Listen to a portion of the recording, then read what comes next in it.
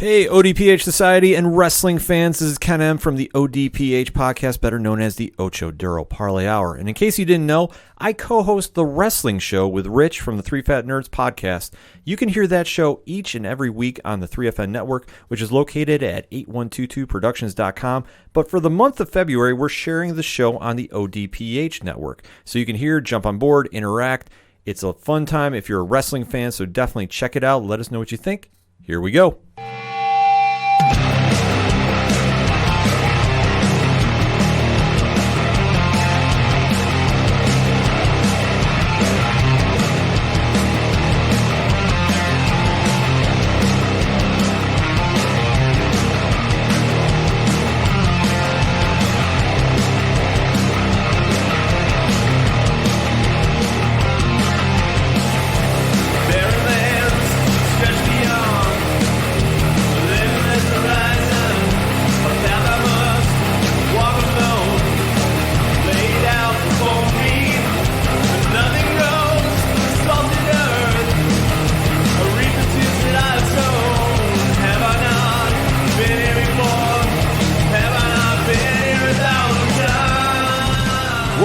Wrestling fans, welcome back to another installment of 3FN Presents The Wrestling Show.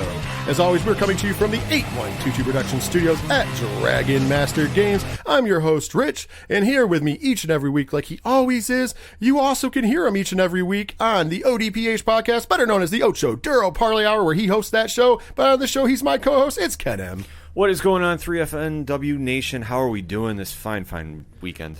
Yes, it is. It's a little later for us to record. We usually record before a Tuesday. Yeah. But work in Super Bowl. We weren't recording on a Sunday. No, there was no chance we were recording Super Bowl Sunday. No chance in hell. We enjoyed the Super Bowl. Even had a wrestling take because The Rock was involved. Yeah, I mean, there's the slight hint of the WWE hovering over because obviously the connection with Fox now. The Rock did the pre-show introductions, kind of in that weird walkway fashion show thing.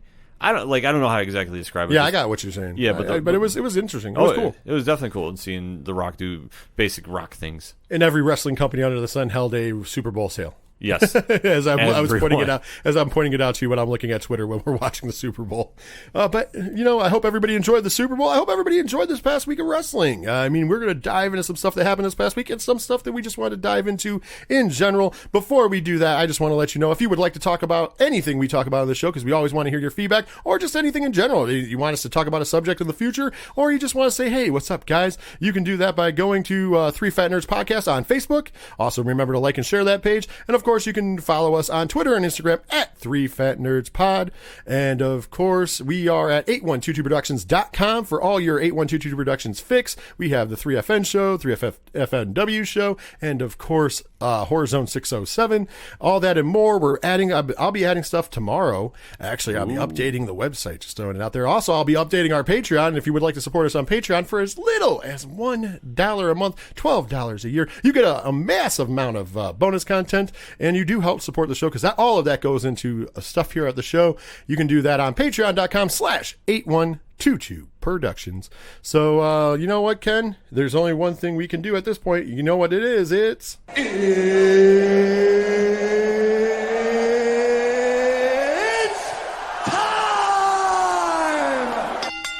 That's right. It's time to hit the opening bout. And you know what? We want to throw a spotlight on something. Indie wrestling. First of all, before I go any further, I can't plug this enough. We don't have our own code, but I'm a big fan of Absolute Intense Wrestling, AIW. Speaking of which, this weekend on independentwrestling.tv, they will be streaming for the first time on that platform their show coming up this weekend. And if you would like to see that show, you can see it for free and try out all the Independent Wrestling.tv has to offer by going to independentwrestling.tv, signing up, and if you use the promo code ABSOLUTE during checkout, you will get 20 days free. It's only $10 a month, and they've added a lot of stuff since they've joined with Smart Mark Video. We're going to jump back into that in a second, but Ken M here, he put on a little bit of a wrestling show this past weekend himself. So Ken, you want to talk about your product, Excite Wrestling? Yeah, my show. I mean, the show I attended, another great show by Excite Wrestling. Shout out to Team Moose down at the X. Packed house, fourth show in a row, standing room only. So they don't say that there's nothing to do in the old 607. That place was standing room only. Great card on hand. Mikey Whipwreck coming back was really kind of wild for me to see, since I always remember from the ECW days. Still can move it. I forgot how old they said he was, doing over the top rope flips. I was gonna say, he's got to be in his 40s. I want to say it was like late 40s, but he did his thing. I mean, obviously it turned into a Teddy Long Holler Holler Holler tag team match to cap off the show with Mikey and Sean Carr versus H.C. Loke, who did the fake out injury of the year thus far. Kind of borrowing a little bit from when Stockade did the best fake out injury at Excite Wrestling ever. And the champion Stockade, there was doors, there was chairs, there was all types of wild and crazy shenanigans going on. Best match of the night, though, had to be the Dying Breed versus Team Tremendous. Really? Yes, hands down. That was a great tag team match to watch. All four guys really stepped up and did their thing. And it was a great time to get down there. And I know the next one we have is the first Saturday in March, unless that gets moved for some reason. Yeah. Because it's parade day here locally. Oh, yeah, that's right. So I don't know. They may want to push that back a week. But I know that Moose is pretty set on doing every... But then again, it's after parade day, but you'll have a lot of drunkards going to the X. Yeah, and then they're going to come down from their buzz. That might not be a good thing because there's no alcohol in the X. Yeah, that's the thing. I don't know, because I know that in April it's not going to be the first weekend because that's WrestleMania weekend. So if I'm not mistaken, because I thought I saw Moose put out a post saying that was actually going to be the second weekend in April. Okay. So right. I would say tentatively, unless something changes, it should be the first weekend in March. But for anything and everything that is Excite Wrestling, excitewrestling.com, or find them on Facebook, where they're extremely active. And me and Ken Enema are actually taking it on ourselves to get Moose to put more stuff. There is one Excite show up on independentwrestling.tv. We're trying to get all of them getting put up, like in the future. So I'm going to work on that. Me and Ken Enema will be working on getting Moose together to do that. By the way, Mikey Whipwreck is 46 years old. Okay. June 4th, 1973 birthday. Yeah, he did. Yeah, I remember he did this crazy flip over the top rope onto the floor. That was like, wow. It's like for his age, and he was still moving around pretty well. Like, just really didn't look like he lost a step. So for wrestling fans that are some people are like disenfranchised with the products out there, like whether it's World Wrestling Entertainment, whether it's NXT, whether it's AEW, whether it's New Japan Pro Wrestling, Ring of Honor, Impact. There's so much to choose from. It's a smorgasbord of wrestling right now. It's a great time to be a wrestling fan. Let's be honest. And I always tell people you should really support independent wrestling, and it's never been easier than it is now. Because of the internet. I mean, you can go out and you can find different companies. They have their little internet niche. Some of them are on YouTube. Some of them are on other things. But the people, there was a great idea a couple years back. It was called Powerbomb TV. Powerbomb.tv, sorry. And that actually became independentwrestling.tv. It was the same company, same owners. They just redefined what it was. Rebranded. Because Powerbomb originally was streaming service / fight TV. So you could do pay-per-views on there as well. And they decided, hey, I think we're better served to just do streaming than we are to do pay-per-views as well, because some companies were put off by having to pay and then stream. So basically, independentwrestling.tv for a while was basically just like people who would put up their shows. Like some of them would put it up like right after it happened. Some of them, have like their older catalog. AIW has a ton of older stuff, which you can watch. They don't have a lot of their newer stuff up. Some whatever. But some companies like Beyond have embraced it. Beyond has a television show technically every week on independentwrestling.tv. So every week, a new episode of Beyond Wrestling comes out, which is an amazing group of people if you know anything about independent wrestling. And so recently we talked, Smart Mark Video has merged with independentwrestling.tv. And everybody was talking about how this was going to mean big things, especially because I paid close attention to AIW. They were very excited for which, because all of their videos are done by Smart Mark Video anyways. So now this merger made it easier. Well, also, this has brought in a lot more. Being the fact that I have had independentwrestling.tv for a while, I love watching indie wrestling, love checking new things out. Ken knows because we'll be messaging on a random Friday while he's watching SmackDown and I'm watching Micro Wrestling. Yeah. so those things happen. But here's the cool part. We've seen an influx of companies coming in because of the Smart Mark fold. And I'm super impressed and super happy about this because it's a great place for independent wrestling companies to get there. And there is a little kickback for the companies as well. I mean, this is not like they're giving up other stuff for free. That code, when I tell you to put promo code Absolute, get your 20 days for free, a little bit of that goes to Absolute Intense Wrestling. If you have another independent company, search an independent company that you like. If they're on independent.wrestling.tv, find out if they have a promo code, because that really actually goes to them, and use their promo code. If you don't and you don't have anything, use Absolute, because at the very least, yes, you're helping out an independent wrestling company who puts on great shows, but also you are helping. You're getting a 20-day free trial. So you can try to decide in 20 days, and you can cancel completely free. You do have to put your card information in, obviously, so they can charge you after, but you get 20 full days to watch. That's a lot of time in deciding. There's a lot of content, and there's a lot of new content that comes up, and every week there's live streams now. It started before the Smart Mark merger. Now with the Smart Mark merger, we're getting bigger ones. Like I said, AIW is running one this weekend on the 7th. So it's worth checking out. And I just can't say enough to support independent wrestling, because all the stars of tomorrow are going to be on that. Yeah, to go through the lineage of just what's come here locally, whether it be 2CW or Excite, we've had AJ Styles, we've had Kevin Steen, we've had the Young Bucks, we've had Kenny Omega, Eddie Edwards, Tommaso Ciampa, Adam Cole, baby. Johnny Gargano. As a matter of fact, Johnny Gargano versus Adam Cole happened here in Binghamton before it ever happened at NXT. Yeah. AJ Styles versus Kevin Steen happened here. Yeah. In 2CW. Brody Lee. Mm-hmm. A.k.a. Luke Harper, who's going to be maybe making an impact. We'll talk about him in this, the mid-card. There's a whole bunch of guys who've come through here of all different shapes and sizes, and it's just great to watch. I mean, and when you go to independentwrestling.tv or other things like it, you can actually go back in the archives and see where, in the AIW archives, they had Steen and they had Tyler Black. And you can watch all these guys. Of course, Tyler Black, if you didn't know, is Seth Rollins. Mm-hmm. All these guys who wrestled there. Corey Graves, by the way, when he was, what was it, Sterling Silver, whatever his name was. Yeah. He was down there wrestling. So you can see all these guys. They're there. And then you get to see really cool shows. There's I know that 1CW is on there quite a bit. Mm-hmm. They had a show called No Holds Barred Volume 1. They literally changed the ring ropes to chains. Jeez. With no turnbuckle pads. And yeah. And the opening contest was Nick fucking Gage versus Tessa Blanchard. Oh, damn. It was a good match, too. So, I mean, and there was more on that card. That was just the opening contest. That's wild. And so there's a lot out there, man. There's a lot. You can check out stuff from WrestlePro. You can check out stuff from, like I said, there Empire State Wrestling. Our buddy Sean Carr, who wrestles locally, is right here from the 607. Sean, he was on the first iteration of this show. Sean Carr, he's the SW show that just came out, Escaped from Grando Island or Stranded on Grando Island, whatever. It's an ESW show. Like he main evented that show, so I just got to watch Sean Carr on independentwrestling.tv. It's just an awesome thing to support, because especially you see the stars of tomorrow today. And we can't stress that enough, that for anybody that goes, well, it's not the WWE. Of course it's not WWE. It's indie wrestling.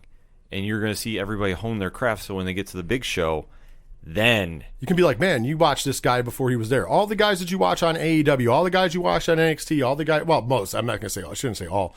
Most of the guys you watch in WWE, they all came up through some of these systems. Mm-hmm. And so you get to see some awesome stuff from them in the past. And, and obviously if you want to go the Ring of Honor route, go the Ring of Honor route. You go honorclub.com. And you can sign up for that, and you get it monthly. You get their TV show if you don't live in an area like we don't live in an area where the TV show is shown on television. Mm-hmm. So you can get it right on there. Of course, I always will tell you about New Japan. I just had to give this to Ken the other day. So NJPWworld.com. Make sure you have your English translation, because it is a Japanese website.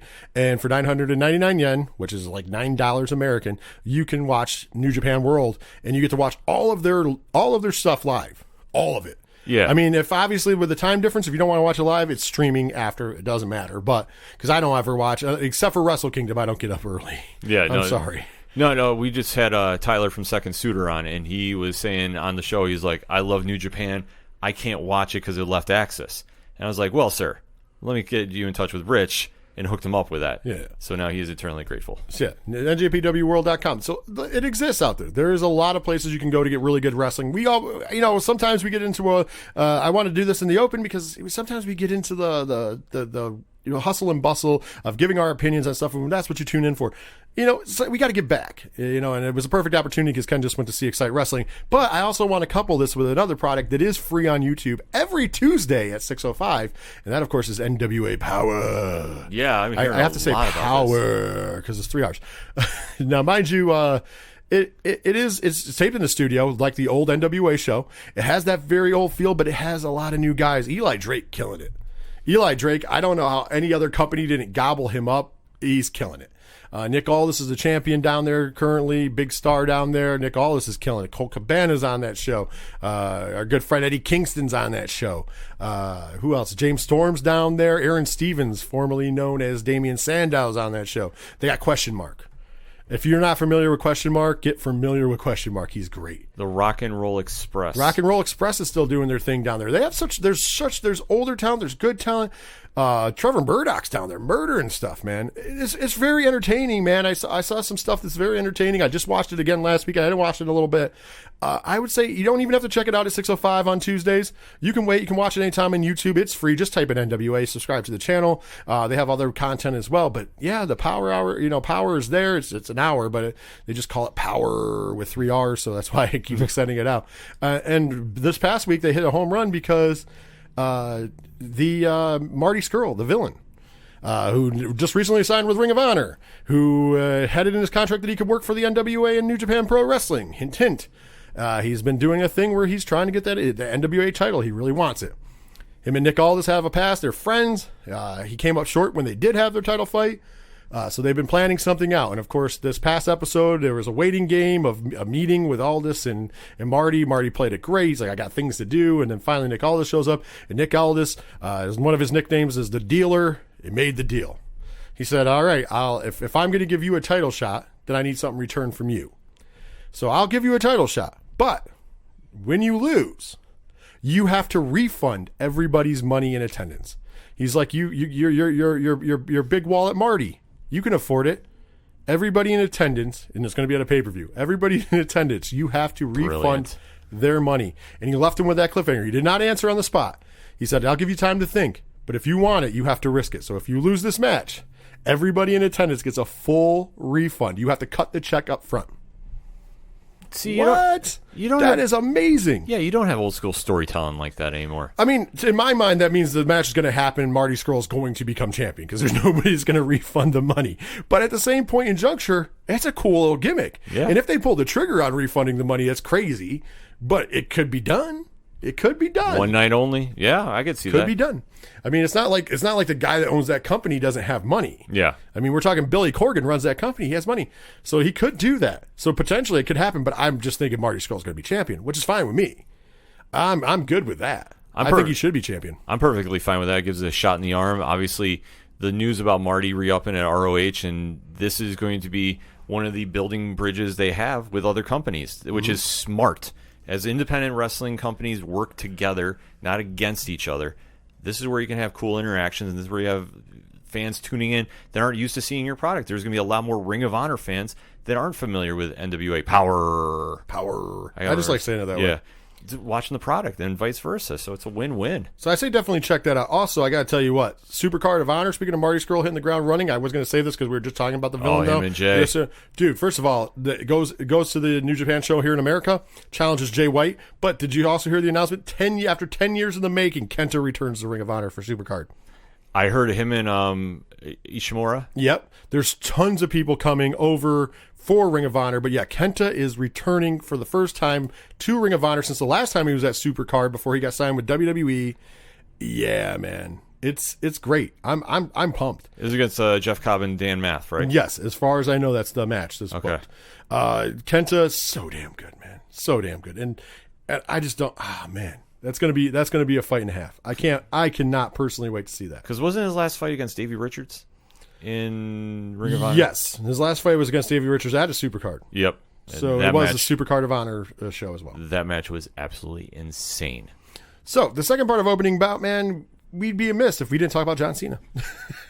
It's been a while since John Cena's been in the forefront, has it not? Well, he just had the biggest movie trailer of the week allegedly come out. Well, it could have been the biggest. It's one of the biggest. I mean, it was on the Super Bowl. Fast and Furious 9, he's in it. It is the first bombshell came. There's 3 bombshells that he brought out this week. First of which deals with that in the trailer. Not only do we find out in it, but Cena's character was revealed that it's Dom's brother. So he's Vin Diesel's brother in this movie. He's the villain, but he's his brother. So they're expecting him to be in the franchise going forward. Just the fact, I know I'm going to get off wrestling tangent for a sec. Just the fact that this franchise has made it to 9 films from where the first one started, that they were a street gang that was boosting DVDs out of tractor trailers, to now they're an international globe fighting force. Yes. I'm just the trajectory is all, and the timeline is all over. The trajectory timeline all over. The timeline is all over. Like, I had to have Pad explain to me about the Justice for Han hashtag and why that was such a big deal at the end of the trailer, because I was like, oh, what's the big deal about this? And like, Pat is a big Fast and Furious fan.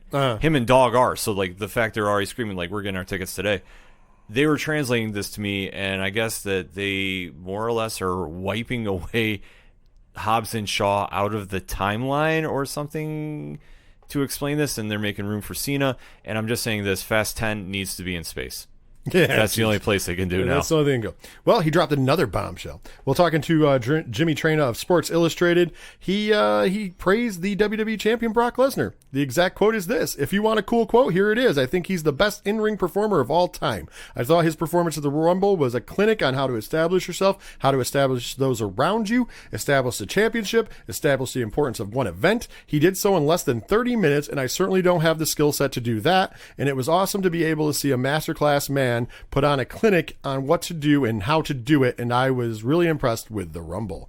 You know what? I'm not disagreeing with Cena there. I know there's a lot of haters who want to, but that performance at the Rumble, he put guys over. Even in dominant form, he put guys over. I mean, think about it. Keith Lee got a huge rub from the champ. It doesn't matter. He dumped him over the ring. We're always going to remember this, the moment I called him in the first place, where he's standing face to face with Brock Lesnar and doesn't back down. I'm just saying, there's a lot of good moments. And of course, Drew McIntyre. The whole thing with Drew, the reason why Drew McIntyre versus Brock Lesnar will work as the main event of WrestleMania is because Brock Lesnar in the Rumble set it up like he was a real threat. If he wasn't looking terrified when Mac hits the ring and scared of him afterwards and all that great stuff, and Paul Heyman didn't look, nervous, you don't have this as a main event. I mean, I love Drew Mac, and I've said it before. I said it last week. I said it. You can go back in the archives and check. I've been saying that he was going to be a champion by the end of 2020, and he's going to be. But to main event WrestleMania is different than just being a champion. Right.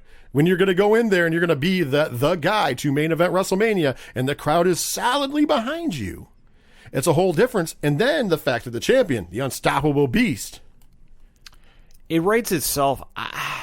I would say this. Lesnar can be in the discussion of the GOAT status.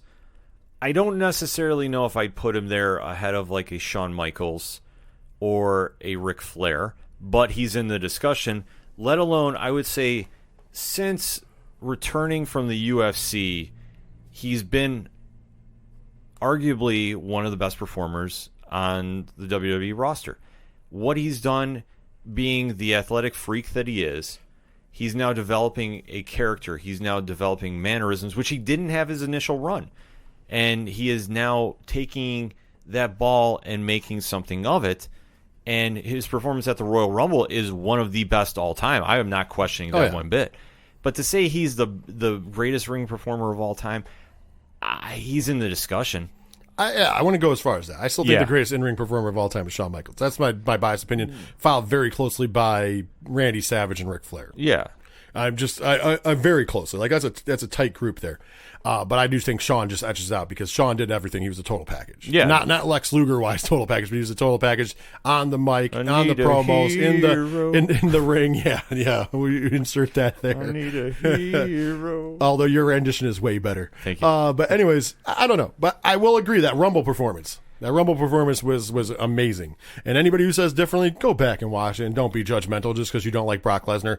I mean, the fact that he was putting guys over, the fact that he was giving guys the rub, and the fact that he, in just a couple minutes, made the world want to see Drew McIntyre versus Brock Lesnar at WrestleMania. Mind you, it was only a couple minutes. Nobody was going into that. Now, mind you, me and Ken both picked Drew Mac to win. Mm-hmm. But we weren't going into it going, man, the match I want to see at Mania is Drew McIntyre versus Brock Lesnar. That wasn't the match we were going in saying we wanted to see. In less than 2 minutes, Brock Lesnar made you want to see Drew McIntyre main event against Brock Lesnar at WrestleMania. And we're going to get to see that. Yeah, no, Brock set the standard for if you want to know how to get people over. And the one thing in that time frame, about half hour's work, he was having fun. Oh, yeah. And you can tell when he likes who he's in the ring with and what he's doing, it's a whole different character. Oh yeah, and he was definitely having fun. He had a lot of fun. You could tell it. He wasn't trying to hide it. No, which was kind of neat to me to see because a lot of times he tries to be very stoic, and recently he's had a lot of fun with this run. I don't know what the difference is. You can't say money because he's been making actually he's making less money technically per appearance now than he was because he's got more appearances for similar money. I just think he's happier. It just looks like overall I think he's happier being a pro wrestler. I think it has a lot to do with Heyman taking over Raw because he trusts Heyman. Yeah, that's true. I think that has a lot to do with it. And the fact that I think he has a lot more creative, not that he didn't have creative input before, but this one is a lot more, he's allowed to be himself, if that makes any sense. Because you can even see like the little vignettes with like R-Truth and just how great that was. And would you say that would have been the same kind of character Brock a couple of years ago? No. Yeah, that's. I don't think anybody would. But under different hands, they're not going to let Brock have fun like that. Right. But I think you're right. I think it's very good for business that Brock is having a lot of fun. Yeah. I think he's great. I think if you're hating on him because he's a part timer, that's fine. But you're missing out on some real fun stuff happening with Brock Lesnar currently. But there was one more bombshell. Of course, they're in the interview. They had to ask about WrestleMania.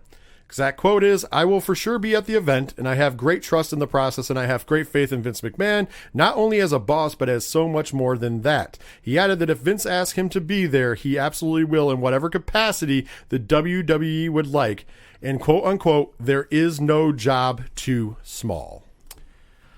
Well, I have to think what would make the most sense.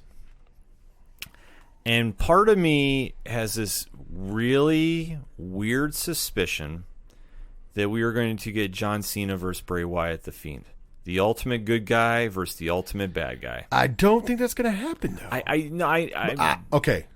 I got an idea, though. Okay. I'll let you finish. Go finish first. I have an idea. No, because that's the only thing. I'm just trying to think. Because I'm banking it's going to be Roman versus Bray. Yeah. Like, I think that's all but locked in.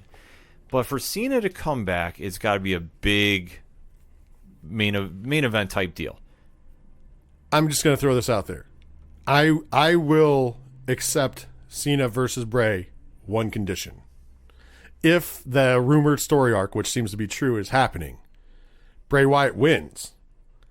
John Cena goes back to the Doctor of Thugonomics. And I'll be here all day, every day for that. Because think about it. He pulled it out last year at Mania. But it would be a good way to go back to Dr. Thugonomics. Now, mind you, you don't have to be a heel to be the Dr. Thugonomics. He was a face as that character as well. So I'm just saying, could you see something like that happening with the Bray Wyatt thing? I don't think if he comes back, once again, he said there's no job too small. I don't think if he comes back, he's worried about winning. No, I don't think so either. I don't think him overcoming Bray Wyatt as like the Hulk Hogan days, brother, is going to happen. I think if he comes back, if you do get Bray Wyatt versus John Cena, if that is the match at WrestleMania, which is a big ticket match, I think John Cena's doing the job. Because I realize he knows he's only part-time. Yeah. God, can you imagine if he went too far back and went ruthless aggression John Cena? Oh, in the tights and stuff the next time we see him? Yeah. I don't know if they'd be happy with the flat top fade, man, going into that Transformer franchise and such. Yeah. No, I'm just trying to think like who he'd be going against. I mean, because you could put Cena with anybody and he'd make. I mean, last year they had a great exchange between him and Elias with the Dr. Thugonomics stuff. I was in that building, and man, when he came out, I'm telling you, every guy who normally boos the Cena haters in front of their kids, who they make fun of for liking John Cena, were out of their seats like little girls cheering. Myself, I don't make fun of Cena though. You know me, I love John Cena, but. I was out of my seat too, but I mean, I saw some guys who were talking smack about Cena earlier in the day. Hope they didn't see him. That jumped out of their seats nearby me and were screaming like little girls because the Doctor of Thugonomics came out. Trust me, it was a big moment. I'm not judging them for it. I'm just saying that character resonates with fans our age. Yeah. No, you know what I mean? I'm also wondering, too, if he would get interjected with the Randy Orton Edge match. There's a possibility there. I think if they're going to do that, they might do referee. Yeah. I think they might pull the trigger on... I don't know if it's too soon, though, because I think Edge is going to do some more fights. I think it would be true if they want to do the end of the era, kind of like they did with Michael or Triple H and Taker with Michaels as the referee. Mm-hmm. But I don't know if you want to go with the ruthless aggression era / that early 2000s era being over. Yeah. Because, I mean, Randy's still a very active member of the roster. I mean, I know he doesn't do house shows, but that doesn't matter. He's still on TV every week, and he's still doing pay-per-views. And Edge is not going to be full-time active, but he's allegedly taking up to 12 dates this year, if not more. So, I mean, he definitely does want to work in a capacity. So I don't know if you want to do end of the era with that happening, but it would be a cool spot for him to be the referee. Yeah. I don't know if you want to make it a 3-way, though. Yeah, that's why I say, like, I wonder what would make the most sense. And, like, I think if he gets interjected in there, if they don't think, like, Edge is ready, but, I mean, who knows? I mean, there's just so much that you can question. I mean, with that rumored tag match, if you don't do the rumored tag, the 6-man, 8-man tag match with Joe and Seth Rollins' group and all that, if you did Seth Rollins versus John Cena, that would make sense. Yeah, that would. Because, he's calling himself the Monday Night Messiah. It would get some really good, Cena will come on TV a couple times before Mania, and to hear him dress down Rollins would be fucking phenomenal.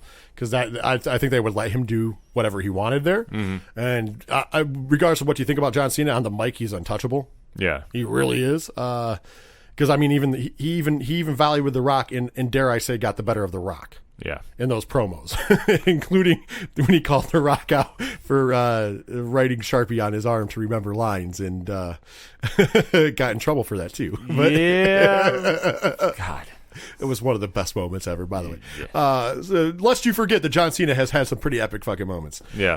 But anyways, there's so much he could do. There's a lot he could do at Mania. Just showing up at Mania. I mean, him just coming out is a big event because I think the crowd, any indicative is the crowd pops louder for him the more he's gone. Yeah. The John Cena sucks chant has now become like the you suck chant for Kurt Angle. It is more of, I do believe it's more out of respect. People really love seeing John Cena now that he's, and it does have something to do with being shoved down your throat is the reason why people got tired of him. But I also believe that now, once you're gone for a little bit, people are like, man, we had it good. I mean, I've said it before on the show. I'll say it again. He sat on top of the wrestling business longer than anybody ever did. Yeah, no. Longer than anybody ever sat on top. His run is legendary.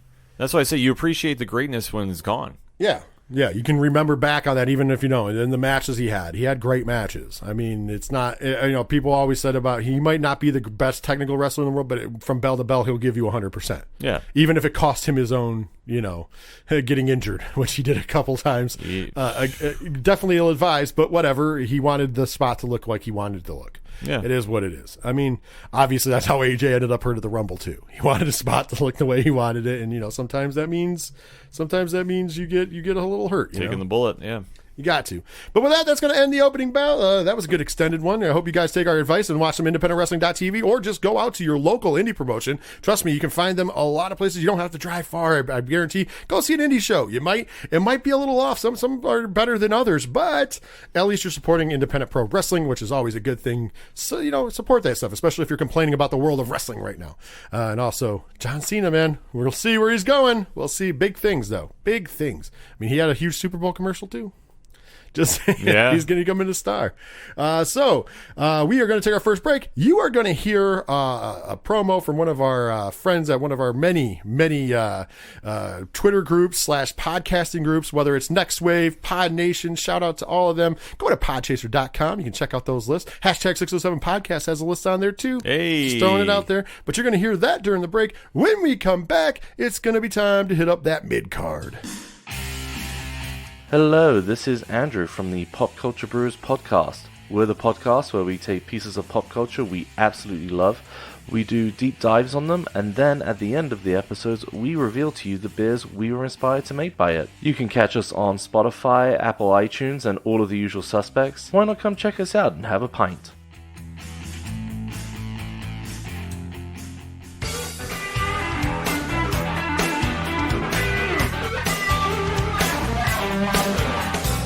All right, we are back on the Wrestling Show with the mid card with our funky music back there. Yeah, let that stuff slap, man. That's great. I have to do a longer rendition of that so we can play it out longer.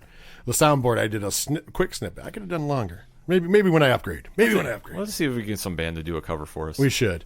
So you know what? We got that mid card news. We're gonna open up the mid card though with some quick hits. They weren't enough to do a whole segment on, but they're enough to talk about. First thing I want to talk about is it's been announced. Two announcements. The one we're not going to talk about. There was two big announcements this week. One we're going to save for the second part of the mid card because we have a whole thing on it. But this other one was announced. Goldberg will be making an appearance this Friday night on SmackDown. And is this the time that we set up Goldberg versus Matt Riddle at either TakeOver Mania? Well, it would be TakeOver Tampa or at Wrestlemania itself. We can't have too many nice things. So I'm going to say no. I'd love to see it. I fear we're going to have maybe dog food in a kennel match or something. I don't know what. Friday Night SmackDown has just been so weird lately that adding Goldberg there, I don't know what we're going to have out of him. I imagine they're going to try setting up something for Mania. Riddle will be even money. Maybe he does something and he puts Bray over. It's a long shot, but who knows? And then if he does, what does Goldberg revert back to? His football player days? Does he become NFL Super Pro? I don't know. He just goes back to the original streak, brother. Yeah. Undefeated, man. I don't know. I once again, I don't know. I know that we're getting ready to go back to Saudi Arabia, so maybe he's booked on that. Yeah, it could be. Maybe Riddle and him there just because they're paying for Goldberg, and that's the only match I can think of. I don't know. It could be, if Riddle's lucky, he might get that match. We know, we talked about during the Iheartradio thing, he ain't getting the Lesnar match, so maybe he'll get that one. No. You know what? It's Dave Meltzer is reporting that we don't have to worry about where Luke Harper, a.k.a. Brody Lee, is headed. It looks like it's all but a done deal, air quotes, because, they've had done deals before that fall through, but it looks like he'll be going to AEW. Theoretically, he did write that he could show up at the AEW Revolution pay-per-view on February 29th, because technically that would fall right outside of, barely outside of his 90-day non-compete clause. But Meltzer is reporting that but there could still be issues over that because it's a little gray area. I don't get the gray area, but then again, I'm not, I'm not into the contract business. He says that the more likely time for him to debut would be on the March 18th episode of AEW, coming to you from Rochester, New York. Great signing if it happens, because AEW desperately needs to add somebody to their roster. Harper, very, very underutilized on WWE. I think they dropped the ball with him many times. The Bludgeon Brothers was one of the weirdest and wackest gimmicks I've seen in a while. To see that we're going to get possibly the Brody Lee from the Indies that tore up and down the East Coast and everywhere in between, I'm excited to see. I just hope he doesn't get lost in the shuffle and he's revealed to be a Dark Order lackey, because he deserves better. I'll believe it when I see it. Yeah. And the reason why is because they keep saying they're signing guys and then they're not showing up. We just had the Brian Cage deal and Brian Cage's wife most recently reported on. There's been others people who have rumored to sign that no signs of them signing or them showing up. Obviously Revolution's coming up. We'll find out if that's what they're saving for. I don't know. I once again, with that company, I'll see it when I believe it, because this is the same company that basically promised us in ways CM Punk. Yeah. There's a little allusion to later, and then kind of in ways promised and guaranteed the villain Marty Scurll. We know what happened there. They tend to drop the ball on these things. Yeah. Also, they kind of promised in a way Joey Ryan to a lesser extent, and then he did his I choose independent wrestling. Yeah, wait and see, like anything else. I haven't heard too much except Joey Ryan, I think, actually tweeted out it was Brian Cage's birthday, and they were showing different people at his dinner, and he said Brian Cage possibly to AEW, so maybe there's some more talk going on with it. I don't know. But they made it sound like a done deal. No. That was definitely in response to WWE signings and the Marty Scurll signing with Ring of Honor. I get it, but at the same time, they shouldn't have made something sound like a done deal. It's not a done deal. No, but what I mean by my point is, it sounds like with Joey just tweeted this, that maybe some talks are continuing. Once again, maybe. I get you. I understand that you're just saying that it could be coming, but once again, they portrayed it as a done deal. Oh, yeah, no, they said it was locked. Through one of their media outlets, which Dave Meltzer's definitely definitely one of them. And another one is Chris Van Vliet, who, if we not remember, is signed to an AEW contract. Yep. So it is kind of funny when he's out there interviewing other people, and always WWE bashing going on, which is it's hilarious. It's like he doesn't work for us, but he's on our payroll, but he does all of our bashing. Anyways. So I always take it with a grain of salt, but I do kind of listen to some of his stuff when it comes up. He just had a great interview with Nick Aldis, the NWA World Heavyweight Champion. We were just talking about him getting ready for possibly a huge match with the villain Marty Scurll for that belt as well. Basically, of course, it came up. WWE Dirt comes up because it always does in his interviews. I wonder why. Mm-hmm. Anyways, so this is the exact quote from Nick Aldis, the NWA World Champion, about why he isn't in WWE. He says, the reality is that there's somebody there who is very, very successful, who for whatever reason decided that he didn't want to have anything to do with me because of some of his actions on a personal level. It's one of those weird things. There's no way to address it. I've had conversations with WWE over the years. I just got to a point where I just went, I'm just done chasing that dragon. Ultimately, what is my vision here? Is it to be in the WWE, or is it to be a big-time pro wrestler? One way provides a much quicker path to the other, but it's not the only path. If that's the case, of course, no one will confirm or deny it. But if that is the case, what would happen if I did go? It wouldn't make any difference if I did go, because clearly it would still be problematic. So cool, I'll go over here and make a big deal at something else. I just want to firstly point out, before we go any further, and I send it to you with my thought, that I do applaud his attitude. Mm-hmm. If you don't want me, I'm not going to sit around going, oh, they don't want me. I'm going to go over here and make my own noise. Yeah. And he's a guy who probably could easily sign with AEW, and he decided to stick with the people who stuck with him in NWA and is carrying that load on his back. So, good on him overall. Yeah. I do like Nick Aldis as a person. The problematic part, where he said about a very successful person, I am assuming that he is talking and maybe confirming the allegedlies, that allegedly before Nick Aldis was married to his wife, who he's married to Mickie James, she was allegedly having a relationship years prior to this, with one John Cena. Allegedly, John Cena, obviously she gave the good nookie or whatever, because John Cena never came up on that. And allegedly, I think that that's the very successful person he's talking about. Do you think that's the case, or do you think it's somebody else? No, I think it's Cena. It makes too much sense for it not to be knowing the history. Obviously, don't know anything more than that, personally or what have you. Just Aldis made a lot of points, and if Cena does fit the description. Mm-hmm. I mean, I've never really heard of anybody else having maybe the 6 degrees of ruthless aggression with him, so I don't know who else would fit the bill.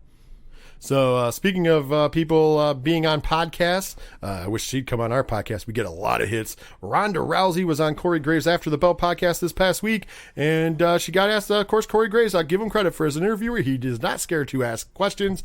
He asked her straight up if she will be at WrestleMania 36. Her response was probably whenever, or if she not, when she was coming back. Her response was pretty epic. She goes, probably whenever the hell I feel like it. I think if they just let me show up at live events, probably very soon. Elsewhere in the interview, Ronda Rousey also says that the thing she missed most about touring with WWE was the live events, and talked about how impressed she was with NXT's women's division, particularly her friend Shayna Baszler. So, takeaways, she will be at Mania, and she will be in Baszler's corner. Possibly. She also said, goes on and says, for WWE plans in the future, we want to have a baby first. I don't know what it's like to have a baby.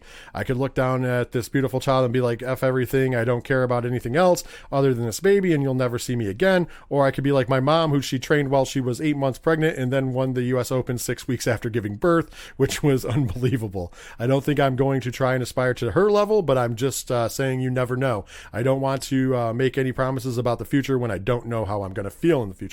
I think the most telling thing for me is, I think you could possibly be right. The most telling thing for me is it sounds like she loves doing live events. She's like the anti-Randy Orton. So she's like, if you just let me do live events, I will come back sooner.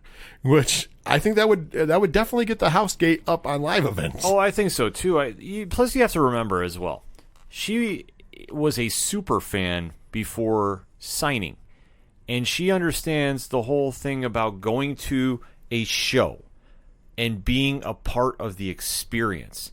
And for her to be on the other side of the security gate, I'm sure it's got to be blowing her mind that instead of being the face of an organization, that she's allowed to still be the fan, be the performer, and have that interaction where, let's face it, the UFC, you don't have that interaction with.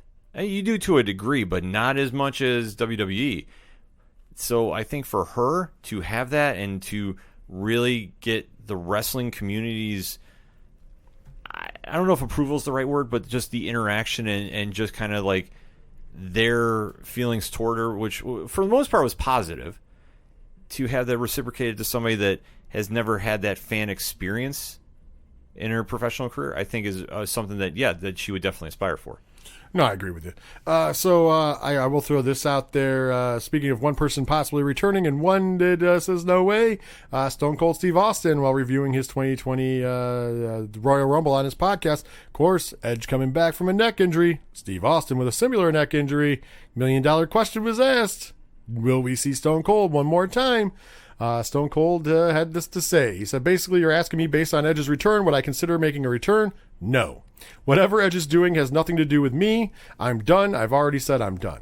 When I see a guy who's kind of had a similar type neck situation as I had, or neck surgery in general, and to leave the business when he did 9 years ago and then come back, I'm like, okay, man, be careful out there, because I haven't seen you in action, and we know it's a very physical business. You can get hurt anytime in any way. It can be very dangerous, so just please be careful. Most of the reason why Austin retired was, yes, the neck injury, but also anxiety. Mm-hmm. The neck injury made him very anxious. As a matter of fact, it's very well documented that the night before his last match at WrestleMania 19 with The Rock, who he trusts more than anybody, of course, the relationship is the thing of legend, he had a very bad anxiety attack and went to the hospital and spent the night in the hospital the night before WrestleMania. Mind you, working with somebody who's very comfortable working with. So, I mean, I think anxiety is more of a reason why we don't see Steve Austin in the ring than the neck. But mind you, the neck is the reason the career ended. Yeah, no, I agree on all accounts. And plus, he's also transitioned into doing TV and doing his podcast, which has been very successful. So it's been a long time since Stone Cold laced him up, but he's transitioned into still being a star, doing other, facets, and I don't think that the itch is there for him anymore. I really don't. I think he's still a fan. He likes the product, but to lace him up one more time, I don't think there's any point to it. Okay, well, so I got some AEW ticket news. Thinking about this. It's been a while since we talked about AEW tickets. So Dave Meltzer was, of course, talking about this. Wonder what media arm he belongs to. But still, I'm not going to refute facts. AEW Dynamite is coming to Newark, New Jersey, and 10,000 tickets flew out of the box office on the opening day. Not a sellout quite yet, but impressive. So Dave Meltzer says that he doesn't believe most of these people were scalpers because there was a hotter ticket that captured their attention. So he's saying that these are all legit tickets. Now, I haven't done any investigation. I'll do my due diligence this week and see if I can find any in the secondary market, because that's how you can tell. But this is exact quote. Newark did really good. It looks about 10,000 tickets sold for Newark. And from what I understand, the New York scalpers were not involved in this one at all. In fact, there was a very limited, like a lot of scalper tickets. Almost all of the secondary tickets moved on the first day. The hardcore scalpers were involved in a major concert. I'm thinking Pearl Jam. There was a concert, and that's why they were busy on. Okay, so we need to talk to... I'm going to say two things. I'm glad that they're doing well on ticket sales. I'm never going to say I'm not happy with them doing ticket sales. The Newark, New Jersey area is right outside of New York City. You're going to draw a big crowd. I would be surprised if it didn't sell out. I'm sure that there was some in the secondary market that did move because it is a big, major area. So I'm not surprised. I've said that they should go to major areas because they will sell them out because there's a lot of people. My part, though, is when you're trying to spill nonsense that Pearl Jam kept scalpers away is bullshit. Because scalpers buy tickets to everything because the deal is to make money. Mm-hmm. Whatever the hot ticket is. So you're either saying that AEW is not a hot ticket and that's why scalpers aren't buying them, or you're saying that they're basically saying AEW is not a hot ticket. No, I mean, there's no way around that one. Yeah, I agree, because people buy tickets to buy tickets. I mean, it's the oldest game in town. I think for AEW, it was a hot ticket when it jumped because, like you touched upon, New York, New Jersey area is big wrestling country. It's big wrestling business. So to say scalpers were too distracted with Pearl Jam is not exactly the hottest act right now in music. Granted, they have a very, I want to say, Grateful Dead-ish like fan base that does follow them very much. But to say they kept the scalpers away, I think is a stretch. I think you're really trying to downplay that you had a strong opening week and then everything else is kind of trickling in. It'll be a sell by the time show is done. I fully believe that, but I think that they're trying to compensate for second week sluggish. So this next one's going to bleed into our second half discussion, so we might as well go into it like this. So, of course, we know Andrade Cien Almas, if you want to say his full name. I know they just call him Andrade now. The United States champion. He did a little injury angle not this past week, but the week before on Raw. We found out why, because he got suspended for the wellness policy violation. Yeah. So they didn't strip him of the belt. And a lot of people are speculating. There is quite a rumor out there. It is because he is Mr. Flair. There's another speculation that I think that I'm putting more stock into. It is from Uncle Dave. Sometimes I agree with Uncle Dave. Let's be honest. I'm not Bruce Pritchard. I don't do the fuck Dave Meltzer. I do believe that he's full of shit 90% of the time, but there is sometimes truth on it. Meltzer is reporting that it is more because Paul Heyman looks at him as a franchise player. I'll give you the exact quote. We can talk about it in a minute. He wants to turn him into a real franchise player. He wants to establish him as one of the cornerstones. I mean, as you can see, Andrade, Aleister Black, Buddy Murphy, and Ricochet, those are all of the guys. I think that Andrade, Aleister Black, and McIntyre are in the forefront of everyone he's trying to push. So he's saying that basically Drew McIntyre, Aleister Black, Andrade, Ricochet, Buddy Murphy are what Paul Heyman wants to build his brand around. Now, I believe this because those guys are all Paul Heyman-esque wrestlers. If you go back to when he was running SmackDown in the 2000s, think about the guys he wanted. Edge, Eddie Guerrero, Chris Benoit, Kurt Angle. Mm-hmm. Those were his franchise players. There was the SmackDown 8 was the thing, but those were the top out of the 8. He has a style. He likes that very athletic style. Of course, Brock Lesnar's his guy. I'm not saying that he's not his guy, but he understands that Brock Lesnar is an attraction. Yeah. He wants to build his guys up, hence why they're doing all this work for Drew McIntyre, hence why they're pushing Ricochet versus Brock Lesnar to give him that rub. Aleister Black, unstoppable. He's in that feud with Buddy Murphy. Buddy Murphy's coming around now that he's in the Seth Rollins camp. You can see all these guys building. Not stripping Andrade of the belt when he violates the suspension does fit that mold, I think, a little more than the fact that he is just banging Charlotte Flair.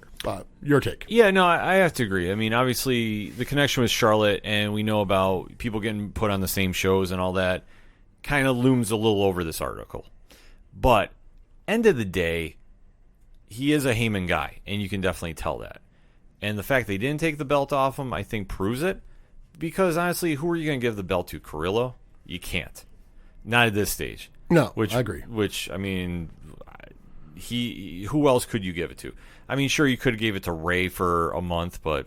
Well, you got to see, if it's one time that he violates this policy, it's not a big deal. I mean, it does suck that he violated the policy. They did suspend him. Kudos on them for staying to that. But once again, you're looking to build for the future. This is a guy that we've both agreed on the show is a guy that's going to be a main eventer. By far. This is a guy that you can build a feud against Drew McIntyre. Easy. You know, you're going to, as Drew is a face, you're going to need heel challengers. So he's a definitely heel challenger. Aleister Black could turn heel and be a heel challenger. I mean, we know Seth Rollins will work a program with Drew Mac. It'll be great. Buddy Murphy could be involved in that program, giving him the rub. You know, you have to build to what we inevitably think is going to happen. Drew McIntyre becomes WWE champion at Mania. Then you have to do the what then. And there's so much to do with Drew McIntyre. I think what the thing is, Paul Heyman's smart enough to go, hey, we have the biggest attraction in Brock Lesnar. He doesn't need to be champion. Let's crown the guy. Let's crown our face, which is Drew McIntyre. Yep. We move Brock Lesnar on to being the attraction that Brock Lesnar is, putting over guys, making guys look like $1 million. Even if he defeats guys, he's still making them look good because they're going up against, Brock Lesnar. And then you have this core group of guys who can wrestle their ass off, and that's what fans want to see. And I think that's where he's going. Honestly, that's my opinion. No, it makes sense because, I mean, I think after Mania, you're going to have the setup Aleister Black versus Brock Lesnar. I don't think they turn him heel just yet, but I think that's your match you could do for SummerSlam. I think you're going to have Drew versus the Religion of Rollins, whatever you want to call that faction. You're going to have that get set up. Rollinsology. It's hard to say. I don't know. Yeah, Rollins. We got to figure something out for them. But no, I know I agree with you. I think that's going to be the built-in. I don't know if you turn black. I'm just saying you could turn black. No. But that's what I don't know if you will. I think you could also keep him face because down the road, if you have a Seth Rollins title turn, if you have a guy like Andrade become champion, which he's a believable champion, if you have somebody you call up become champion that's a heel, then you have a face ready to go. And we can rotate. And that's the nice thing about, if you remember SmackDown in the early 2000s, it was a great time for wrestling because on top of that thing, Edge was one of the 8 as well. Yeah. So you had these guys that were trading the belt, not all the time, not enough that they were devaluing it, but you had a solid main event picture. That's where you need to start. In any wrestling promotion, in AEW, pay attention, I'm giving you gems. You have to have a solid main event and a solid mid-card. Mm-hmm. That's what you need. Your mid-carders, your under guys, the guys who aren't going to ever be in the main event, they need to be enough entertaining and people to buy into them enough that they care about watching the whole show. Yeah. And then you have to have the main eventers. And the main eventers have to be the draw. And Paul Heyman knows that you need a good 8 main eventers. Yeah. Paul Heyman knows that, for sure. So, I don't know. I think that's going to be where we're at. So, moving on to the second part of the mid-card. This is the one for that came up. I was not on Twitter because I was at work, unfortunately. But you were on Twitter. We had some of our friends, Lou from Pina Comics, the social media bros, a couple other people commenting. Of course, we talked about it last week. You pitched it. It looks like it's in the works. WrestleMania for the NXT Women's Championship. Your Royal Rumble winner, Charlotte Flair, versus the NXT Women's Champion or the NXT Champion. However, they're doing that shit now. Yeah. I'm sorry, Rhea Ripley. It could happen. Charlotte Flair, the big announcement, she will be on NXT this Wednesday. People are going to tune in. But allegedly, she won't make her decision until after TakeOver. I think that's the right play, too. No, we always had this really great Twitter discussion with shout out to Lou from Pina Comics, Super Media Bros, Colin Ginter, Ghost of Stratosphere has jumped into. Pretty much we're all in kind of consensus that this is the match that needed to happen. And this is the only one I could see happening because I don't want to see Charlotte versus Becky again. That's nothing. We've already agreed on that. Yeah, we've already agreed. The Bayley heel turn against Charlotte, maybe, but it's slightly fresher, but we've seen it before. Exactly. So Rhea Ripley, if you're really making the third brand, makes the most sense to face Charlotte. I was just hoping that Charlotte drug it out and was teasing everybody until after NXT Portland. Yeah, exactly. Because if she makes the announcement that I'm going to fight the challenger, the only thing that this is going to do is overshadow Bianca Belair. Yes and no, though. Here's what I'm thinking. I bet you this is what's going to go down. If they do it smart. This is just me going off cuff. Sure, no, go ahead. Flair comes on NXT. It boosts the ratings. You get that stare down. You get that promise. She makes the comment, just tells her, listen, I'm not going to make my decision after TakeOver because you still have a very capable challenger. You still have Bianca Belair. You shouldn't take your eye off of her because she'll take that belt off of you. And then I won't be facing you anyways because you won't be champion.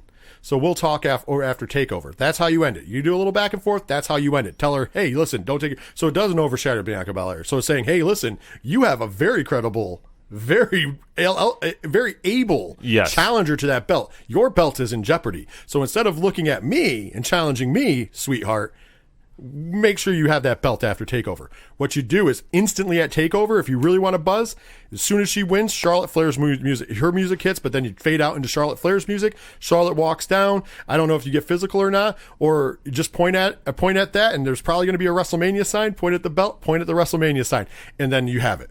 So basically being like, okay, now that Bianca Belair's done, now that I do know it's you, I will face you at WrestleMania. I want to face you at WrestleMania. It doesn't really overshadow Bianca Belair. But the match on the marquee isn't going to drive people. Belair versus Flair. Let's be honest. And nothing against Bianca. I think she's amazing. But I've said this to you before. She's young, and not that Rhea Ripley's not, but she's young and she's still building her brand. Absolutely. She's going to be a champion in the future. She's going to be one of the top women's wrestlers of all time in the future. I believe that because Bianca Belair, there's no better athlete than her. Yeah. However, that is the future. Mm-hmm. I think very muchly so. Very soon, Rhea Ripley is the here and now. People have bought into that. Other than promos, which, her promos can need a little work. She is, as far as in the ring, phenomenal. Look at the reaction she gets. Yeah. She's huge. She deserves to face somebody like Charlotte Flair. Once again, not saying Bianca Belair is bad. I just think she needs to get to that level. This is a big-time moment for NXT and the NXT Women's title. Oh, by far.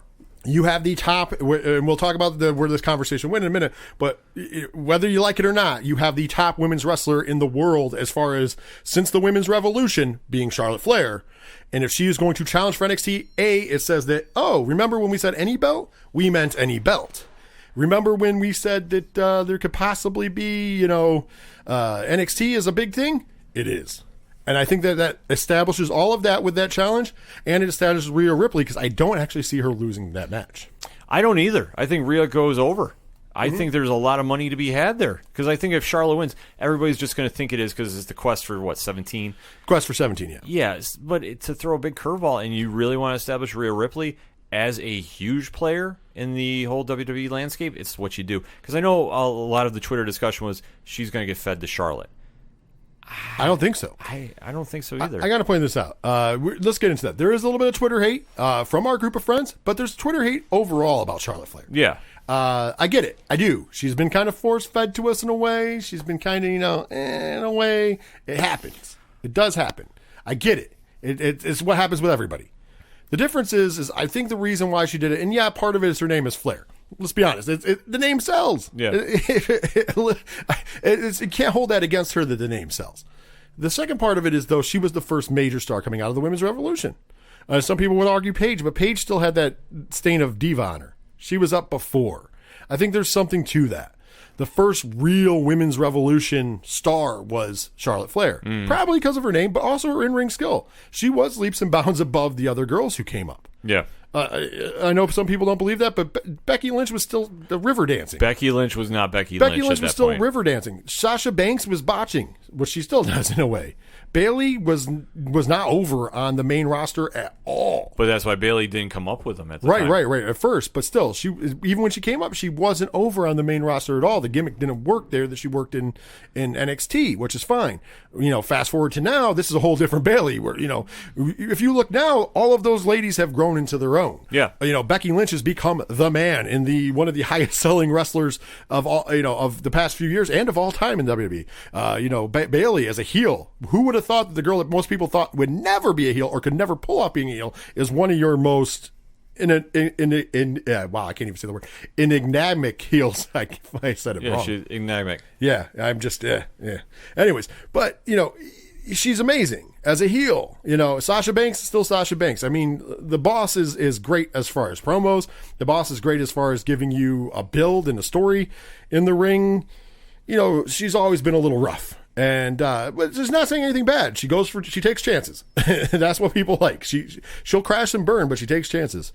I'm not really shitting on her. That's how it is. No, that's how her style is. One of the people who was most surprising that came up in the second wave of women was Alexa Bliss.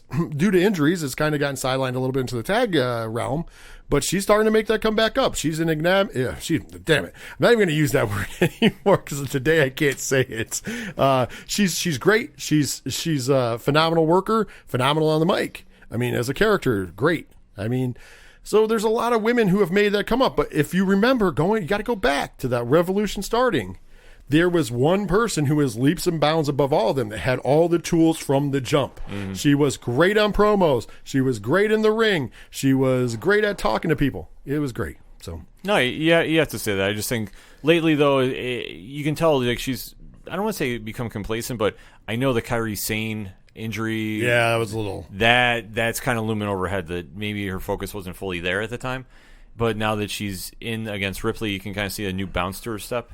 Yeah. So I'm thinking that has something to do with it. I also think there's something to do in believing her own press. I mean, we talked about the Corey Graves thing on one of the breaks before. Corey Graves saying he wanted his queen back. She was kind of just wallowing in things, and she even acknowledged that he was right. Yeah. And I think that maybe some of the frustration came out. Unfortunately, on Kairi Sane. I'm not saying it's right. Trust me, it's not right. She should have been punished for it. I get some people being upset that she wasn't, but that doesn't justify that. Sure, it doesn't. However, I just think that you can't take a name like her. That rub that Rhea Ripley is going to get from facing Charlotte Flair is just like us talking about Ricochet going against Brock Lesnar. Yeah. I mean, Charlotte Flair to the women's division in WWE as a whole, whether it's WWE or NXT, is like Brock Lesnar in a way. Not like, because she's not a beast. It's just the aura. She's the aura. She's larger than life. And yeah, some of that has to do with the name, but let's not take away from her in-ring work. Right. I mean, Charlotte Flair goes out there and busts her ass. And to say, for people to just say it's her last name, it does drive me nuts a little bit because, yeah, her last name might have bought her favoritism to not get suspended. Her last name might have bought her a little bit of leeway, but she goes out there and puts on the best matches in the division. I mean, you can't argue it. That's how I look at it. But we're going to take a break. You're going to hear a promo when we come. For those of you listening on Patreon, you're going to hear a special rant about the Mauro Ranallo, Corey Graves stuff because we cannot put that on air.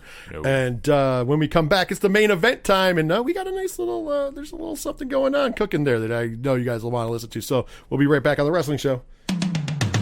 I'm Midnight Agent Raw. And I'm Okami. We are the Super Media Bros Podcast. Each week, we give a comedically informative take on movies, Music, television, video games, and much more. Put your shades on and listen to all episodes on supermediabrospodcast.com, Apple Podcasts, Spotify, or wherever you listen to your podcasts.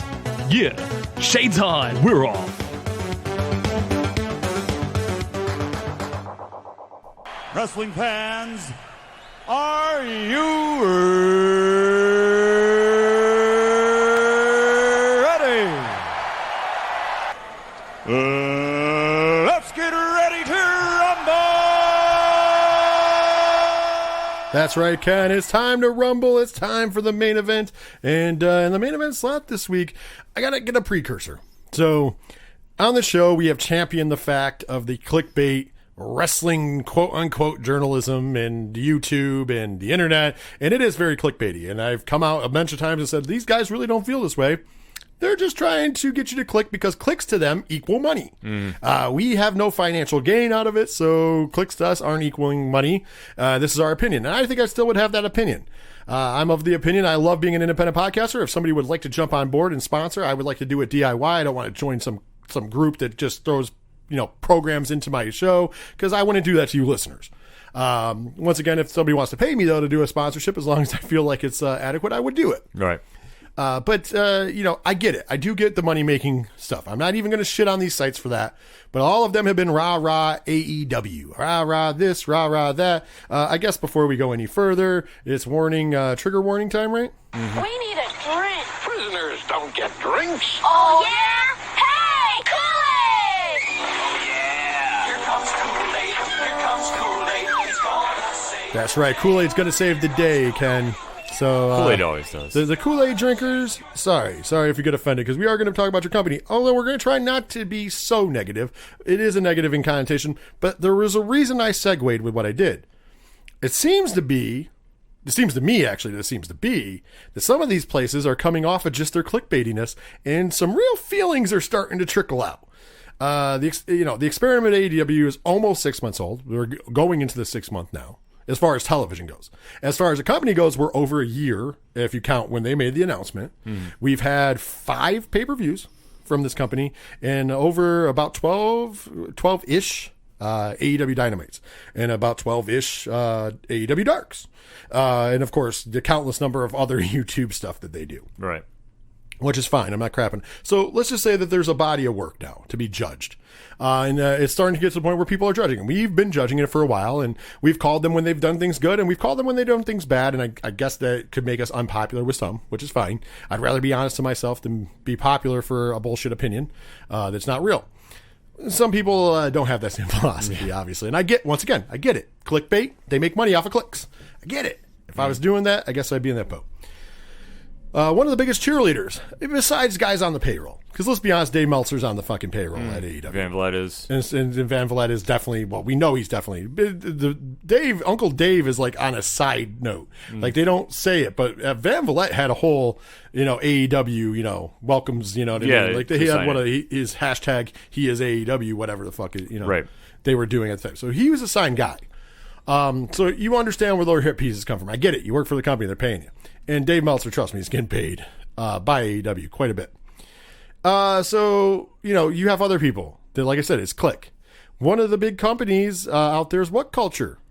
What Culture Wrestling. They've been very, very friendly to the All Elite brand. They've been very critical of WWE, which you can be. We've been very critical of them as well, but they're one of those people who've been super critical because they're going after a fan base to click on. Right. Same thing with AEW. They've been very lenient on AEW because they're going after a fan base to click on. They were the ones that were still alluding that CM Punk was a done deal for AEW, even though we knew that he signed a Fox contract to work for Backstage. Interesting. Like the facts were out there. They're the same people out there now. If you click onto their videos or Wrestle Talks videos or, and once again, I'm not saying that if you watch them to not watch them, but I'm just telling you the companies, some of them, just throwing it out there. If you click on their videos, they're telling you that Marty Scurll could still show up on AEW. I will guarantee you one thing, that is not in the contract. Yeah. I will put money on it that Ring of Honor didn't sign him to allegedly over $1 million a year for them to let him go onto AEW television. I promise you, AEW and WWE are out of bounds. I will promise you on that. Ring of Honor or NWA and New Japan, they work with Ring of Honor. There's no surprise that they'll let him work there. But it is built into his contract. Anyways, I digress. So what culture, though, surprised me today as I opened up my Facebook and I was doing some stuff prepping for this show, and I was trying to figure out what we were going to talk about, and then they surprised me, Ken, and I sent this article to you. The article was titled 7 Promises AEW have made since launching, and in parentheses, but have not kept. Yeah, surprising to see that this was an article by them.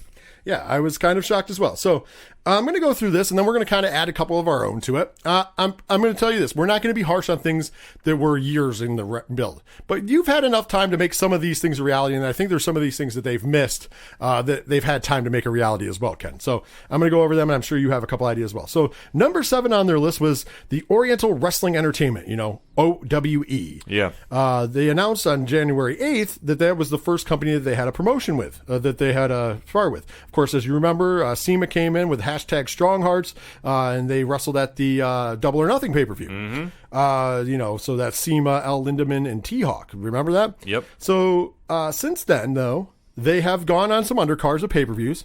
I think the SEMA also made an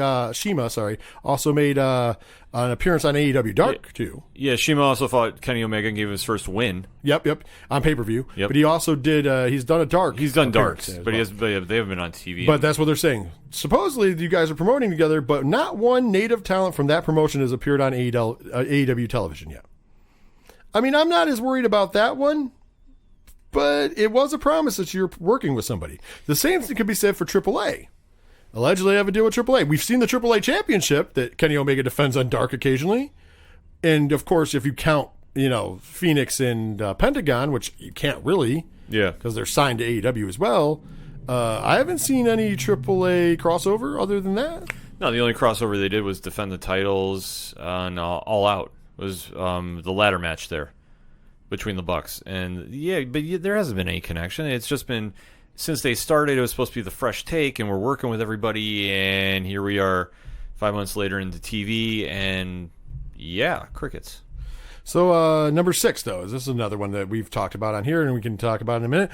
Cody's roster claims. So in August 2019, he was on Twitter. A fan asked on Twitter, and this is the exact exchange. The fan says, "You got Luchasaurus and Shawn Spears. Everyone..." Oh, sorry, it just went out on me. "Everyone else is small. I do love AEW, and I will watch it. Just thought I'd send you my thoughts." It's obviously talking about the size of performers. We've said that they have a lot of undersized guys. I'm not upset about that, but I think that they could use some bigger guys. When Shawn Spears is listed as one of your big guys, that's kind of a problem. Yeah. Not big like talent-wise, big like Wardlow. Physicality-wise. Cody responded by saying, "We've revealed about 40% of the roster. Sometimes it's better to let the painter paint and then judge the picture." Okay. This sounded very exciting. The AEW roster was quite what it is today, but the promotion had confirmed 49 wrestlers signed. So that means if it was at 40%, that would mean that they would have over 100 signed roster. They don't. Yeah. Later on, Cody Rhodes would say that he had missed. Later on, he said, "The American Nightmare exclaimed, I think that number comes from the fact that I didn't go to college and I'm not good at math." He told the media, "Honestly, we have a lot of the roster left. I don't know if I was on the nose with 40%. Well, then you shouldn't be making those claims. If you're the face of the organization, you can't give a number like that and then backtrack on it. I'm just saying, meanwhile, your competitors are signing people left and right. Yeah. And by competitors, I'm not just talking about WWE. I'm talking about Impact Wrestling, who's had some big signings with re-signing Sami Callihan, re-signing Tessa Blanchard, signing Joey Ryan, who was supposed to come to your product, and he didn't. Yeah. Ring of Honor, most notably, obviously, signed your boy away. Marty Scurll. Oh, he's coming in.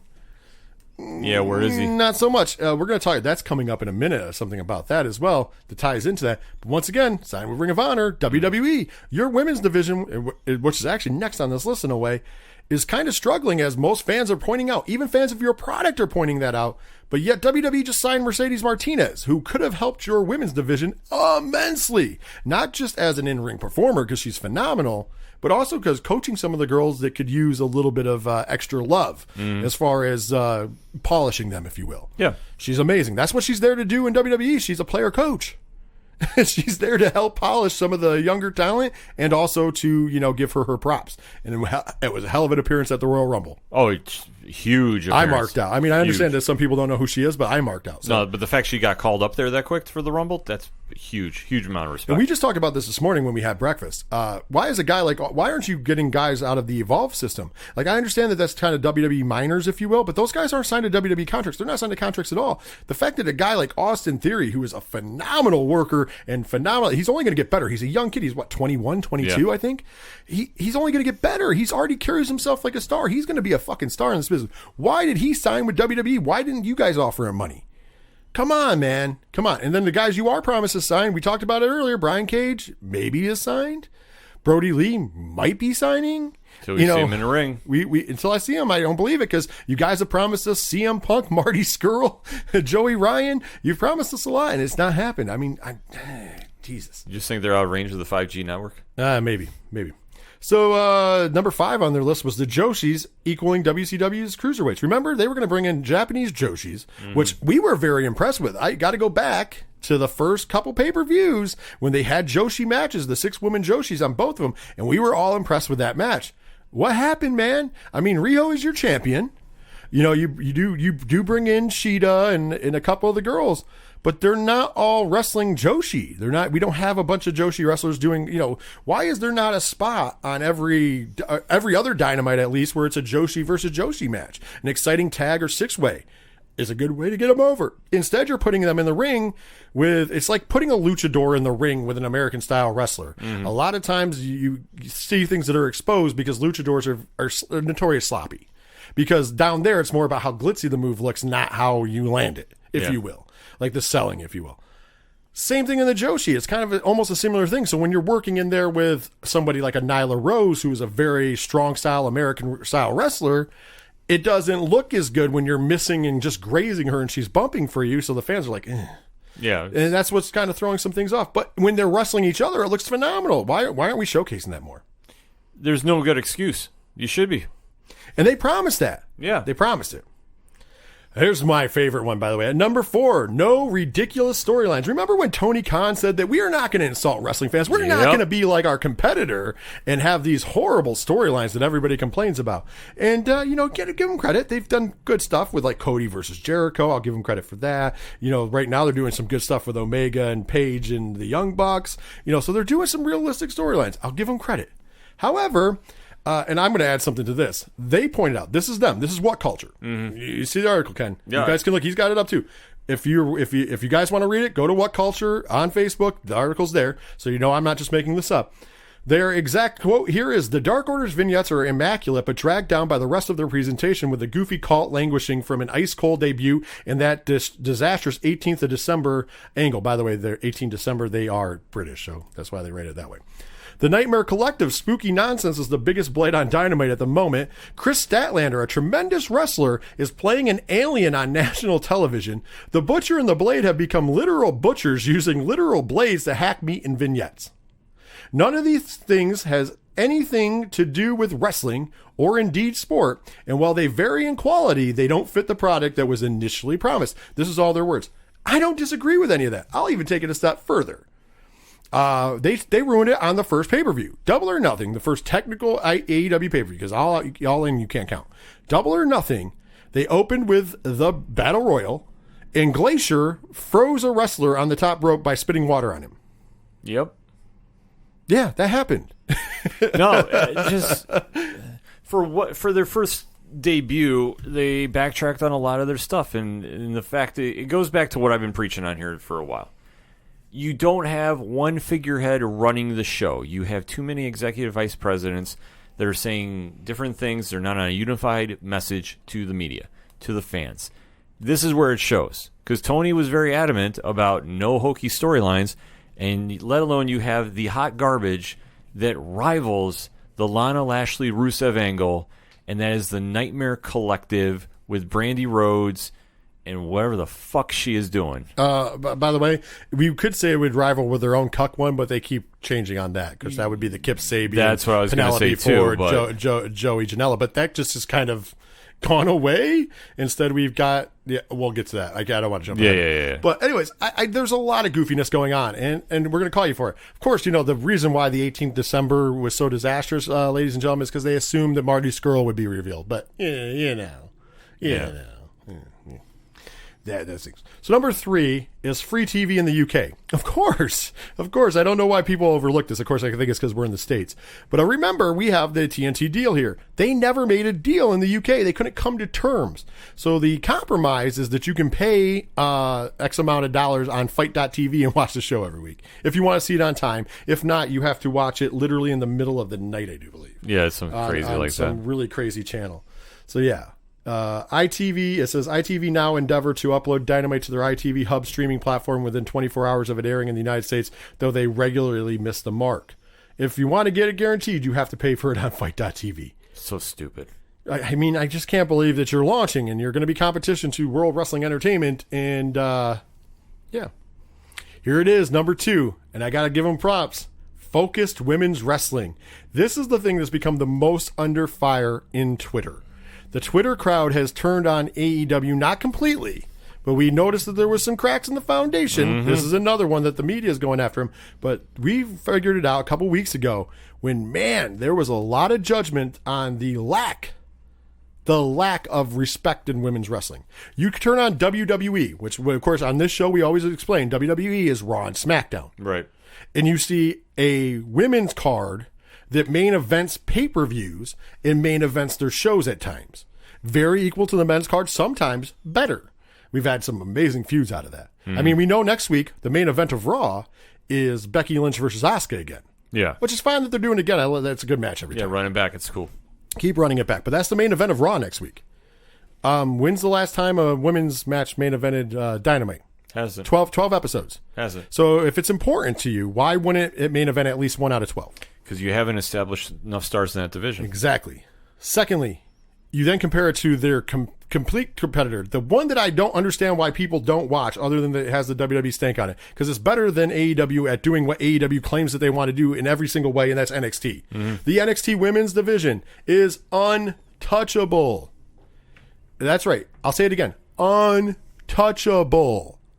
The talent level in AEW's, or NXT, women's division, it decimates what AEW was hoping to do. Yeah. Meanwhile, we have a whole bunch of nonsense. The only great thing about right now is that we have Britt Baker cutting promos. That's it. Yeah, and I mean, that has been the only blessing in disguise, but it's a Band-Aid over an open wound.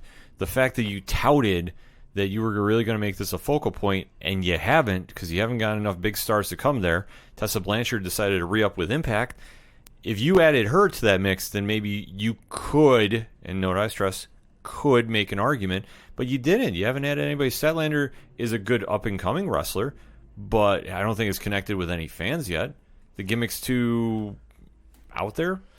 And I'm going to read their last one. Their last one is the real sport field, which you could have clumped in with things, but I want to read the meat of this, get your opinion, then I want to read the last tag, because I think it's telling of what I said a minute ago. Mm-hmm. So the big meat of potatoes of this for them on What Culture was, well, the company has succeeded in hitting some aspects of this, the win-loss records, booking mechanism, presentation of guys like Cody and Chris Jericho as prize fighters, etc. Definitely helped the product feel more like sports than sports entertainment. There's a lot that undermines it and act like the Dark Order can't exist in a real sport. Tag rules are treated with such flippancy that they may as well not exist. Referees and other officials are regularly undermined or made to look foolish. The in-house tag style, as thrilling as it flips and dives and can be isn't always realistic. Bruisers like Jake Hager and Wardlow, whom you'd fancy to wreck most of the wrestler in a real combat sports event, haven't even wrestled yet. Yeah. They're very, I mean, I can't disagree. You could also have put that into the bullshit storylines. And this is the last clip, because that was number one. Their last clip is kind of what I've just been saying. They said the irony of the situation is that while AEW made these promises in their quest for differentiation, NXT's framework is far closer to a real sport feel than theirs at the moment. New Japan, meanwhile, dwarfs both, which is true of that. Yeah. Once again, I will go everything that AEW has promised, NXT does better. It's true. You can't argue. It's a better product top to bottom, and they've done enough to establish, if you wanted to make it a real sport feel, which, if that was the case, I mean, AEW has missed that mark from the get. And you can't, at this stage, you can't say you're trying to still do that. So what are you? What's your identity? Okay, so here's a nutshell. Here's a couple things that they missed. Mm-hmm. Promised tag wrestling with main event. Win. I mean, they've done it a couple times, but like the serious tag. Like, I'm not talking about Chris Jericho tagging with Sammy Guevara to take on, the Young Bucks or a 6-man tag. I'm talking about like the real big feel. The belts are on the line. The tag titles. If your tag team's main eventing, that means the tag team titles have to be in a prominent feature. The tag team belts are an afterthought. The guys who main event, the only time that we see a main event with a tag team, true tag team, was the Young Bucks versus Ortiz and Santana in a street fight, and neither of them got a tag shot. As a matter of fact, they bypassed both of those teams for a tag shot and gave it to a makeshift team. Oh, did I say that? A makeshift team who is now your tag team champions of Kenny Omega and Hangman Page. Remember when they were criticizing WWE about their makeshift tag teams because real tag teams didn't matter? Explain this one to me, and don't give me this bullshit that they're members of the Elite.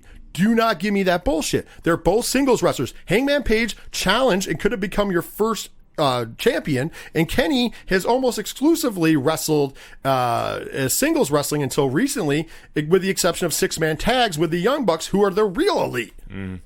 No, I mean, the only thing I was trying to remember, but was All Out the AAA tag team titles as the main event? No. Did that go on last? No, I don't think that went on. I can't remember. No. Page and Jericho went last. Did. Okay. Which it should have been. Oh, it should have been. Not to mention, you shouldn't be defending other teams' tag titles on your show. That's just a whole nother ballgame. That is, but that's what I was trying to figure, because that's the only time. I might be wrong. There might have been one tag match that didn't include the Young Bucks and somebody else. But my problem is, I don't remember there being a tag title match. No, that's what I'm trying to go with, because I'm trying to remember if there has been not even the AEW tag team titles, because maybe when they crowned it, the champions.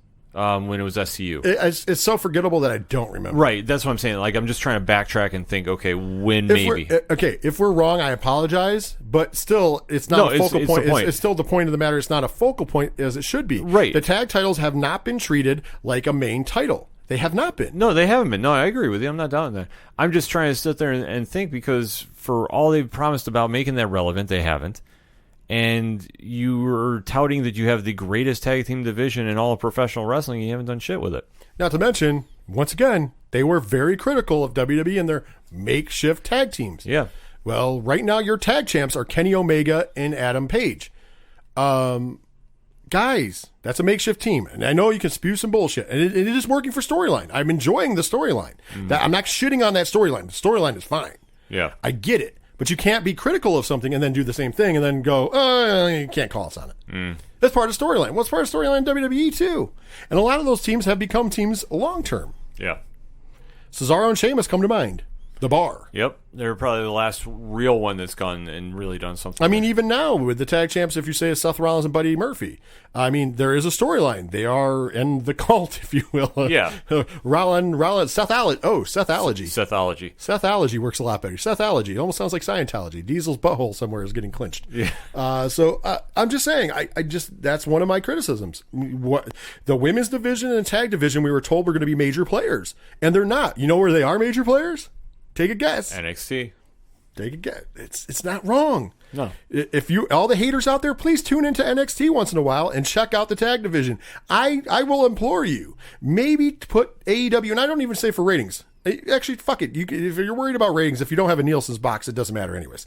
But let's just say that you are worried about ratings. Okay, watch AEW Live. Then I implore you to either on the network or on the USA app, watch NXT. The next day you can watch NXT on WWE Network. I know you still have it. I know you guys didn't cancel. Don't worry. We see you bitching on Twitter, so we know you still watch Raw, SmackDown, and that. So hopefully you're watching NXT on the network because those numbers don't count. That's fine, but it's a better quality. And just take about. I implore you to watch this upcoming week, as I do believe we are seeing the finals of the Dusty Rhodes Classic. Yep. Between the grizzled young vets GYV and the Broserweights. No, Broserweights won that. Oh, they did win. So that's already win. happened. Oh, that's right. They got the title shot. But anyways, watch that match. Sorry. Go back to that week. I'm off a week. I don't know what, because I was working. Yeah. It was a 6-day stretch, folks. Sorry. But no. Go back and watch that match. Phenomenal. Actually, go back and watch the whole Dusty Rhodes Classic. Yeah. Phenomenal. Go back and watch any match that featured the Undisputed Era in the past year.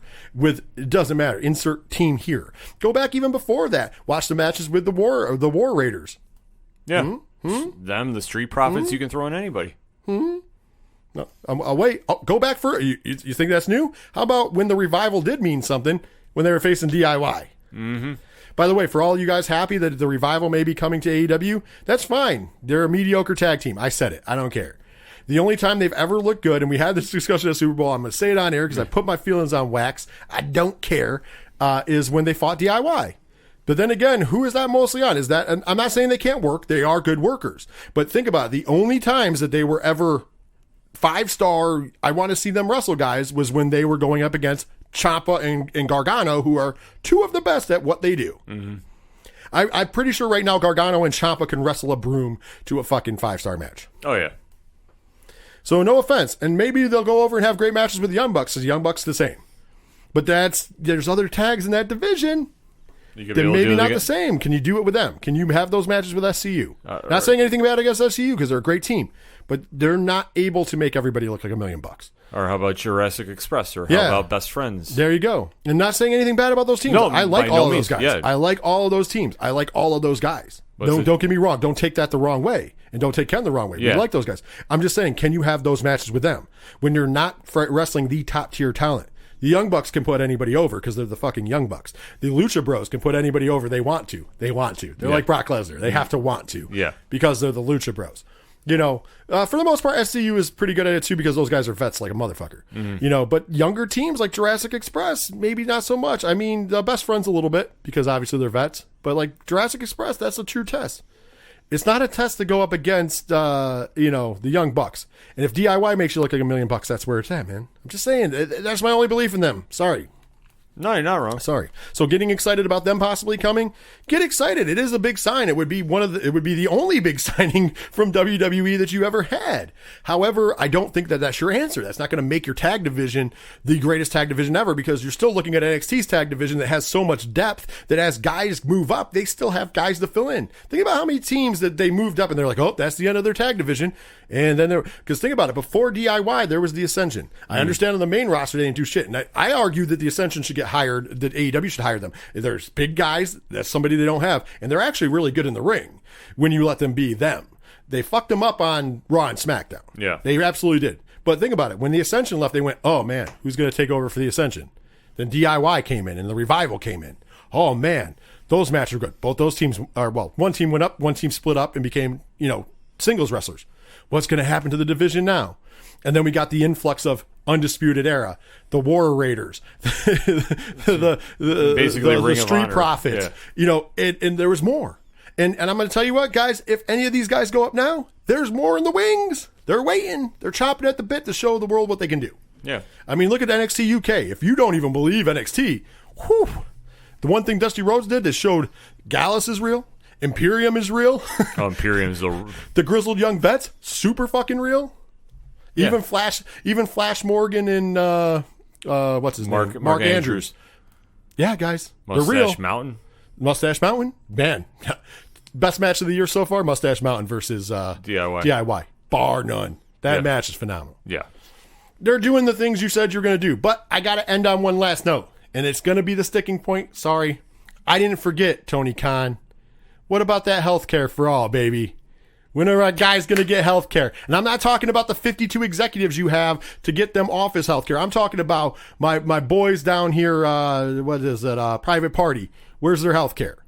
Where's Jurassic Express's health care? Where's, Pentagon and Phoenix? Well, I mean, I understand they're from Mexico, but still, where's their health care, Brad? Yeah. Where's the health care for Angelico and Jack Evans? Where's the health care for the best friends? Because none of them are executives. Where's my, you guys said that and then you backtracked on that shit. But because you realized how expensive it was. You wanted to take shots at WWE for why they don't have it with the independent contractors, and you did the same shit. Shame on you for doing that shit, man.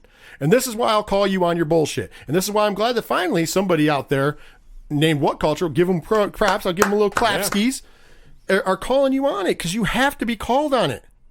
It's so bad that people, I mean, understand, WWE got bad. And I understand that's why people were waiting for something new and different, man. But come on, we can't excuse this shit. You can't. I'm not going to crucify them for all the other bullshit, because, time heals all wounds. Maybe the production will get better. So far, it's gotten a little better. Baby steps. Baby steps. I have hope for that over time. Give it a couple years. But, I'm not even going to rag on that. By the time they get to True TV, it'll be all fixed. It'll be all gravy. Hopefully BR Live. We got thrown out there by a friend of ours who was a wrestler, who was also a fan, who wanted to know if we were going to be watching Revolution. We're like, if enough people want to come down and throw, we'll watch it, because at least we pay for it. Yeah. Just want to throw that out there. We got a lot of them hardcore AEW fans. I know some of you might listen to this podcast that ain't paying for it.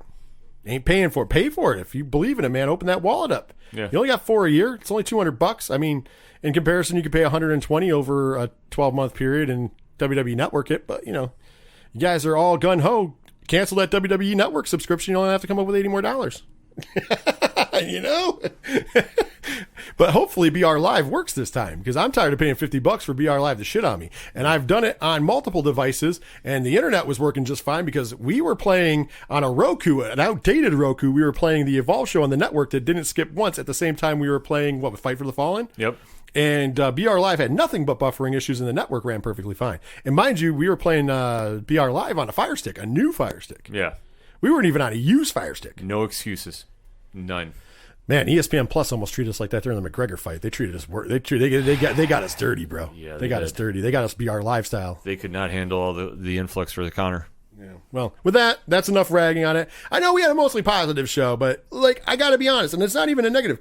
I just want to see these things happen. Let's hold their feet to the flame. They claim things. And I also want to put the challenge out. Once again, if you are a Kool-Aid drinker, that's fine. Like what you like. I'm not really shitting on you. I just have a name for you. I also say the WWE marks are the believers, okay? We've already gone through that. We've already established it. We're on both sides. We shit on Raw and SmackDown a lot. Mm-hmm. The reason we don't call it NXT is not, and we've said we didn't like certain things, but they don't really do things wrong, unfortunately. I mean, fortunately for me, because I'm a fan, but unfortunately for an opinion, they're hitting home runs left and right. And this is what I want to throw it out to you guys. If you guys are so jaded that you can't watch NXT and go, hey, the product that AEW promised us is the product that's going on every fucking Wednesday on the other channel, even if you want to support AEW, I applaud you.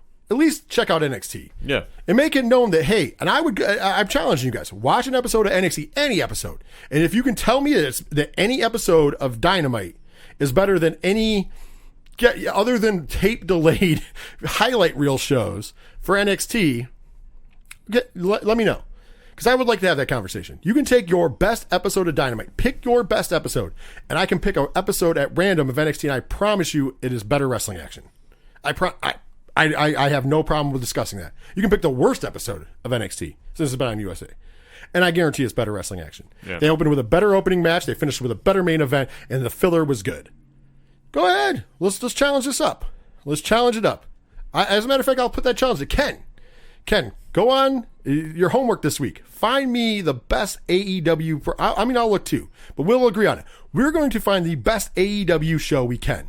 And then we'll just pick an NXT show at random. I don't even care. If it's when we pick it at random, if it's one of the ones that's stacked, we'll discard it and pick a different one. Okay. And we will go, and I'm going to review myself, match to match, segment to segment, which one is better. With unbiased. I'm trying to think. I think the AEW one is the one before Jacksonville. Okay. That's the one that's coming to mind right now. This is the one that they really. Maybe we should put a poll up. Maybe we should get some takes on Twitter. Yeah, all right, you or me, one of us will put it up, and we'll see on Twitter which episode of Dynamite you thought was the best. Okay, and I will watch that episode of Dynamite. I will watch. Actually, I'll just compare it to this week's NXT. I won't even search for an NXT, so we don't even know. I don't even know what's going on this week's NXT. But I'll just take this week's NXT. I don't think it's overbooked. Mm-hmm. I don't think it's because the Takeover's coming up, so it's going to be. This is 2 weeks out from Takeover, so it's not even the go home show for Takeover. Right. The only thing that'll be different is the Charlotte Flair segment. Yeah, everything else should be pretty stat quo. And I won't even include the Charlotte Flair segment as part of the whole thing. Mm-hmm. I'll disregard the segment with her and Rhea Ripley. Okay. And I'll grade it like I normally do, and then I'll grade the best episode of AEW. I won't even take this week's AEW. I want the best episode. I'd say put it up on Twitter. Yeah, we'll put it up on Twitter. Yeah, put it up on Twitter. Let the people vote. Yeah, let's see what you guys think. I'll do NXT, and then by next week, because we'll probably record this. I don't know what day we'll be recording on. I'll let you know. But I would say by Sunday, I want to know. We'll set the poll. Well, I won't even poll. Just whatever episode you guys think is the best episode of AEW on Dynamite to date.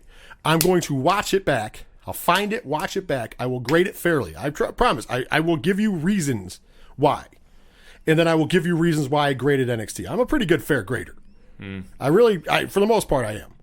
So you give me the one with all the A matches because I'm going to tell you the difference between the shows on top of that. I'm going to break it down from a production generalized opinion. I won't even count in the shoddy fucking production for AEW. I won't even hold the shoddy production against it. We'll just go match to match, content to content, storyline to storyline. And I'm going to tell you, I guarantee if it's not better, if it's not better, it's at least the same. Yeah. And that's a given episode of NXT. I'm not even talking about the ones where they had 3 title fights on them. Mm-hmm. No, come on, guys. No, we'll put it up on Twitter. I think it's the one that, if I'm not mistaken. I think it's the one before the Jacksonville show. I think it's the one before Jacksonville. I think that's the one I watched and I was very impressed with. Yeah. I think that was I think that's probably what I'm leaning towards, because that one I did watch and I was impressed with it. There were still some problems, but I was impressed with it. You're right, but that week's by the way, that week's NXT was better. Oh yeah. Because that week's NXT was the kickoff to the Dusty Rhodes Classic. So that week we got Gallus versus Undisputed Era, and we got Forgotten Sons and Imperium. Yep. Yeah. A little unfair, but that's a normal episode of NXT though. You're gonna get 1 or 2 great tag team matches, you're gonna get 1 or 2 great women's matches, and then you're gonna get the rest will be, the guys that you want, guys matches that you want to see. Occasionally you get the Cruiserweight Championship match. If not, you get at least 1 Cruiserweight match. Yeah. And then you get, it fills out with the rest of the guys.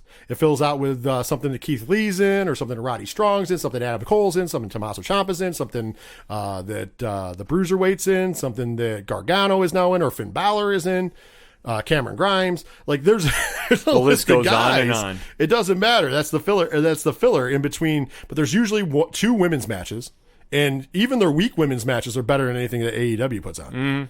You could take any random weak women's match, and Aaliyah versus Mia Yim, and it's better than anything they're doing on the other channel. I was thinking Aaliyah. And I'm not shitting on either one of those athletes. No. They're both good. I'm just pointing out that's how deep the NXT women's roster is. Is one of their top mid-card people in Mia Yim, and one of their lower card people in the women's division, Aaliyah. In Aaliyah, will have a better match than Riho versus Nyla Rose. Yeah. That's a problem. And those are your top tier, ladies and gentlemen. Are you with me? That's your top tier. You could have all 4 of your top women. So it would be Britt Baker, Rio, Nyla Rose, and who's the 4th? Bea Priestley, maybe? No, I don't know. Statlander. Okay, you could take those 4, put them in a 4-way match at the top of your card, and I will put that up against just a one-on-one mid-card match from NXT, and I'm going to tell you which match will be better, technically. And it's always going to be the NXT one. I could be wrong. They could surprise me, but they haven't done it yet. Because Rio's going to miss a bunch of the spots. Nyla Rose is going to bump for shit that she shouldn't bump for. Britt Baker, they don't ever use her right, which is sad because she's a great wrestler. Mm-hmm. And same with Statlander. She's a good wrestler. They haven't used her right to date. If I'm judging her career off of AEW and not what I've seen in the indies, independentwrestling.tv, promo code absolute, and you can watch some really good Statlander stuff. But if I'm judging her just from AEW, not so good. Yeah. Just throwing it out there. I know we went a little long in that, but I think it's important, man. If we want AEW to get better, trust me, there's 2 people in this room that would love for that not to be the issue. I would love for me to go, man, I can take the worst AEW show and the worst NXT show and they're the same fucking thing and I can watch both. I find labor problems watching AEW. That's why I don't watch it live anymore. I watch it delayed so I can skip it. It's like when I watch Raw. Because I can't do it, man. I can't do it when they're doing spots on the little screen. Like, save your spots for when the screen is big. Yeah.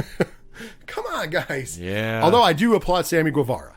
I'm not a huge Sammy fan. I really am not. I got to be honest with you. But what he does during those breaks with those cards, fucking classic. Yeah. I love it. That part I do love. There's certain things they do great over there. Yeah, there's certain things they do great, and like Rich touched upon, it's like we are trying to see if AEW can get better, because we do want to get better. I'm just saying, fans, if you blindly let them believe stuff, it's never going to get better. Right. Because there's no way you can't see these problems too. You're just bypassing them just to make them feel good. Don't make them feel good. I guarantee you right now, if you ask, I wish I could get an interview with Cody Rhodes. Because I bet you if I ask Cody Rhodes right now, if I have legitimate concerns and I can have a real conversation with you, would you try to change these things to make it better? I bet you he would say, if the fan base is saying that we want these to be better, that it will get better. Yeah. I guarantee he wants to hear the criticism. I can't see that I don't think he's dumb enough to think that if we can make something better, it won't.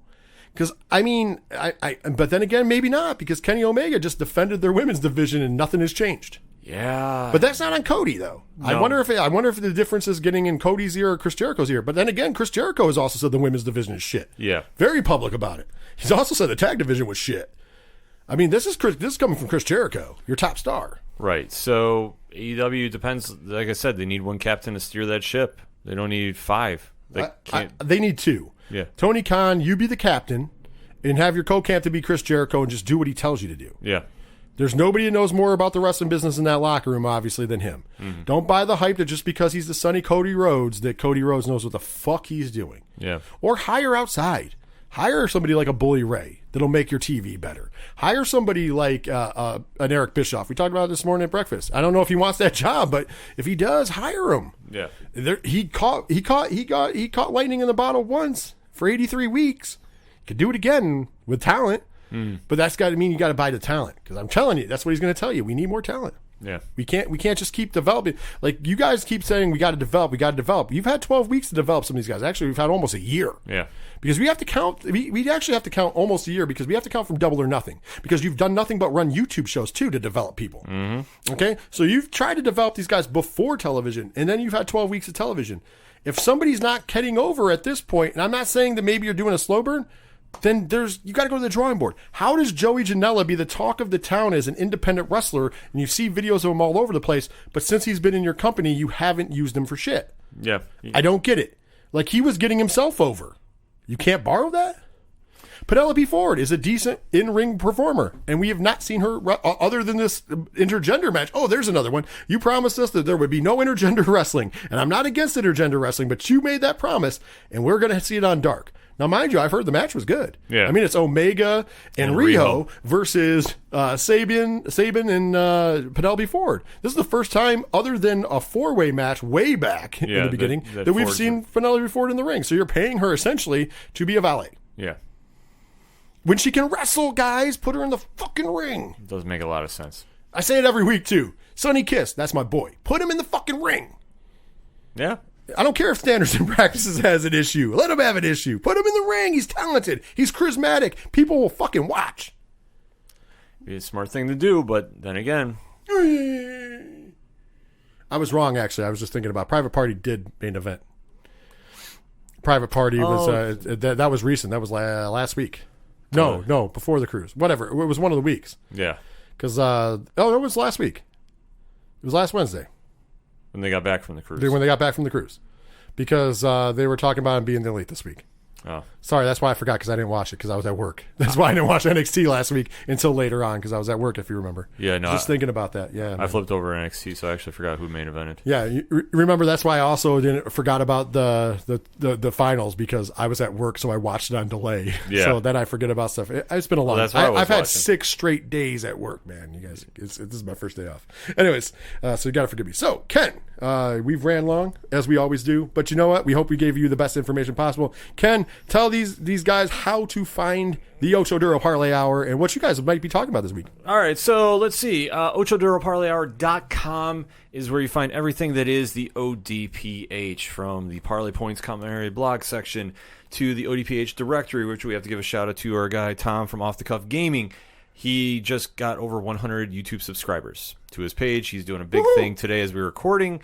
So go over to Off the Cuff Gaming whenever you find this. He's doing the big cake celebration. He's been hyping this up for a while. He said when he gets over 100 for the year anniversary, he's going to do something. So expect big things from that. Also on that page, you can find the hashtag 607 podcast link, hashtag NextWave link, hashtag PodNation link. So all the great promos you hear on this show, because Three Fat Nerds and the ODPH are part of those groups, you can find the shows that are responsible for them promos, and they're worthwhile checking out.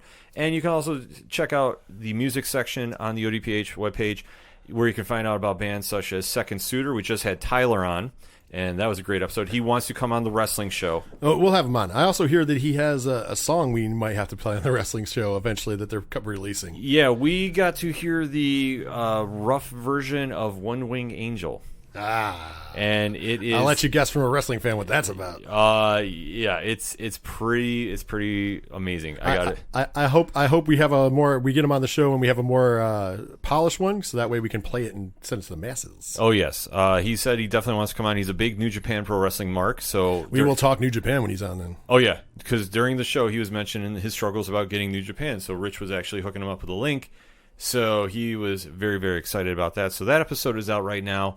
Also have to give a shout out to Shout at the Robots, who just did a great show down at Galaxy this past weekend with Choose Not to Choose and Breakfast for Dinner. I mean, they're always doing great stuff. They're coming back on at some point too. We're all kind of just arranging dates. And Floodlands, they just had a YouTube show get released. They did Ithaca Radio a couple weeks ago, which the show came on at like 3 o'clock in the morning, when they actually got to do their interview. So now you see the actual interview and in-studio performance. They post a link. So, I mean, like I say, you hear Floodlands on the Three Fat Nerds network. You hear Shout at the Robots on there. Second Suitor said you're more than welcome to play some music whenever you feel like it. Yeah, I'll drop something sometime. Yeah. I know our opening theme currently is Floodlands. So yes. Go shout if you hear the opening theme. That is Floodlands. Yeah, so definitely you can head over to ochadoroparlayhour.com/music and find out about the great bands you hear on the show. And as for this week, obviously we'll be recapping the Super Bowl. We're talking UFC 247, John Jones title fight going on this week. I'll be watching that. Oh yeah, we'll probably be down here for that, I would imagine. Probably. They'll also be talking about Ken M's love for Sammy Watkins' championship.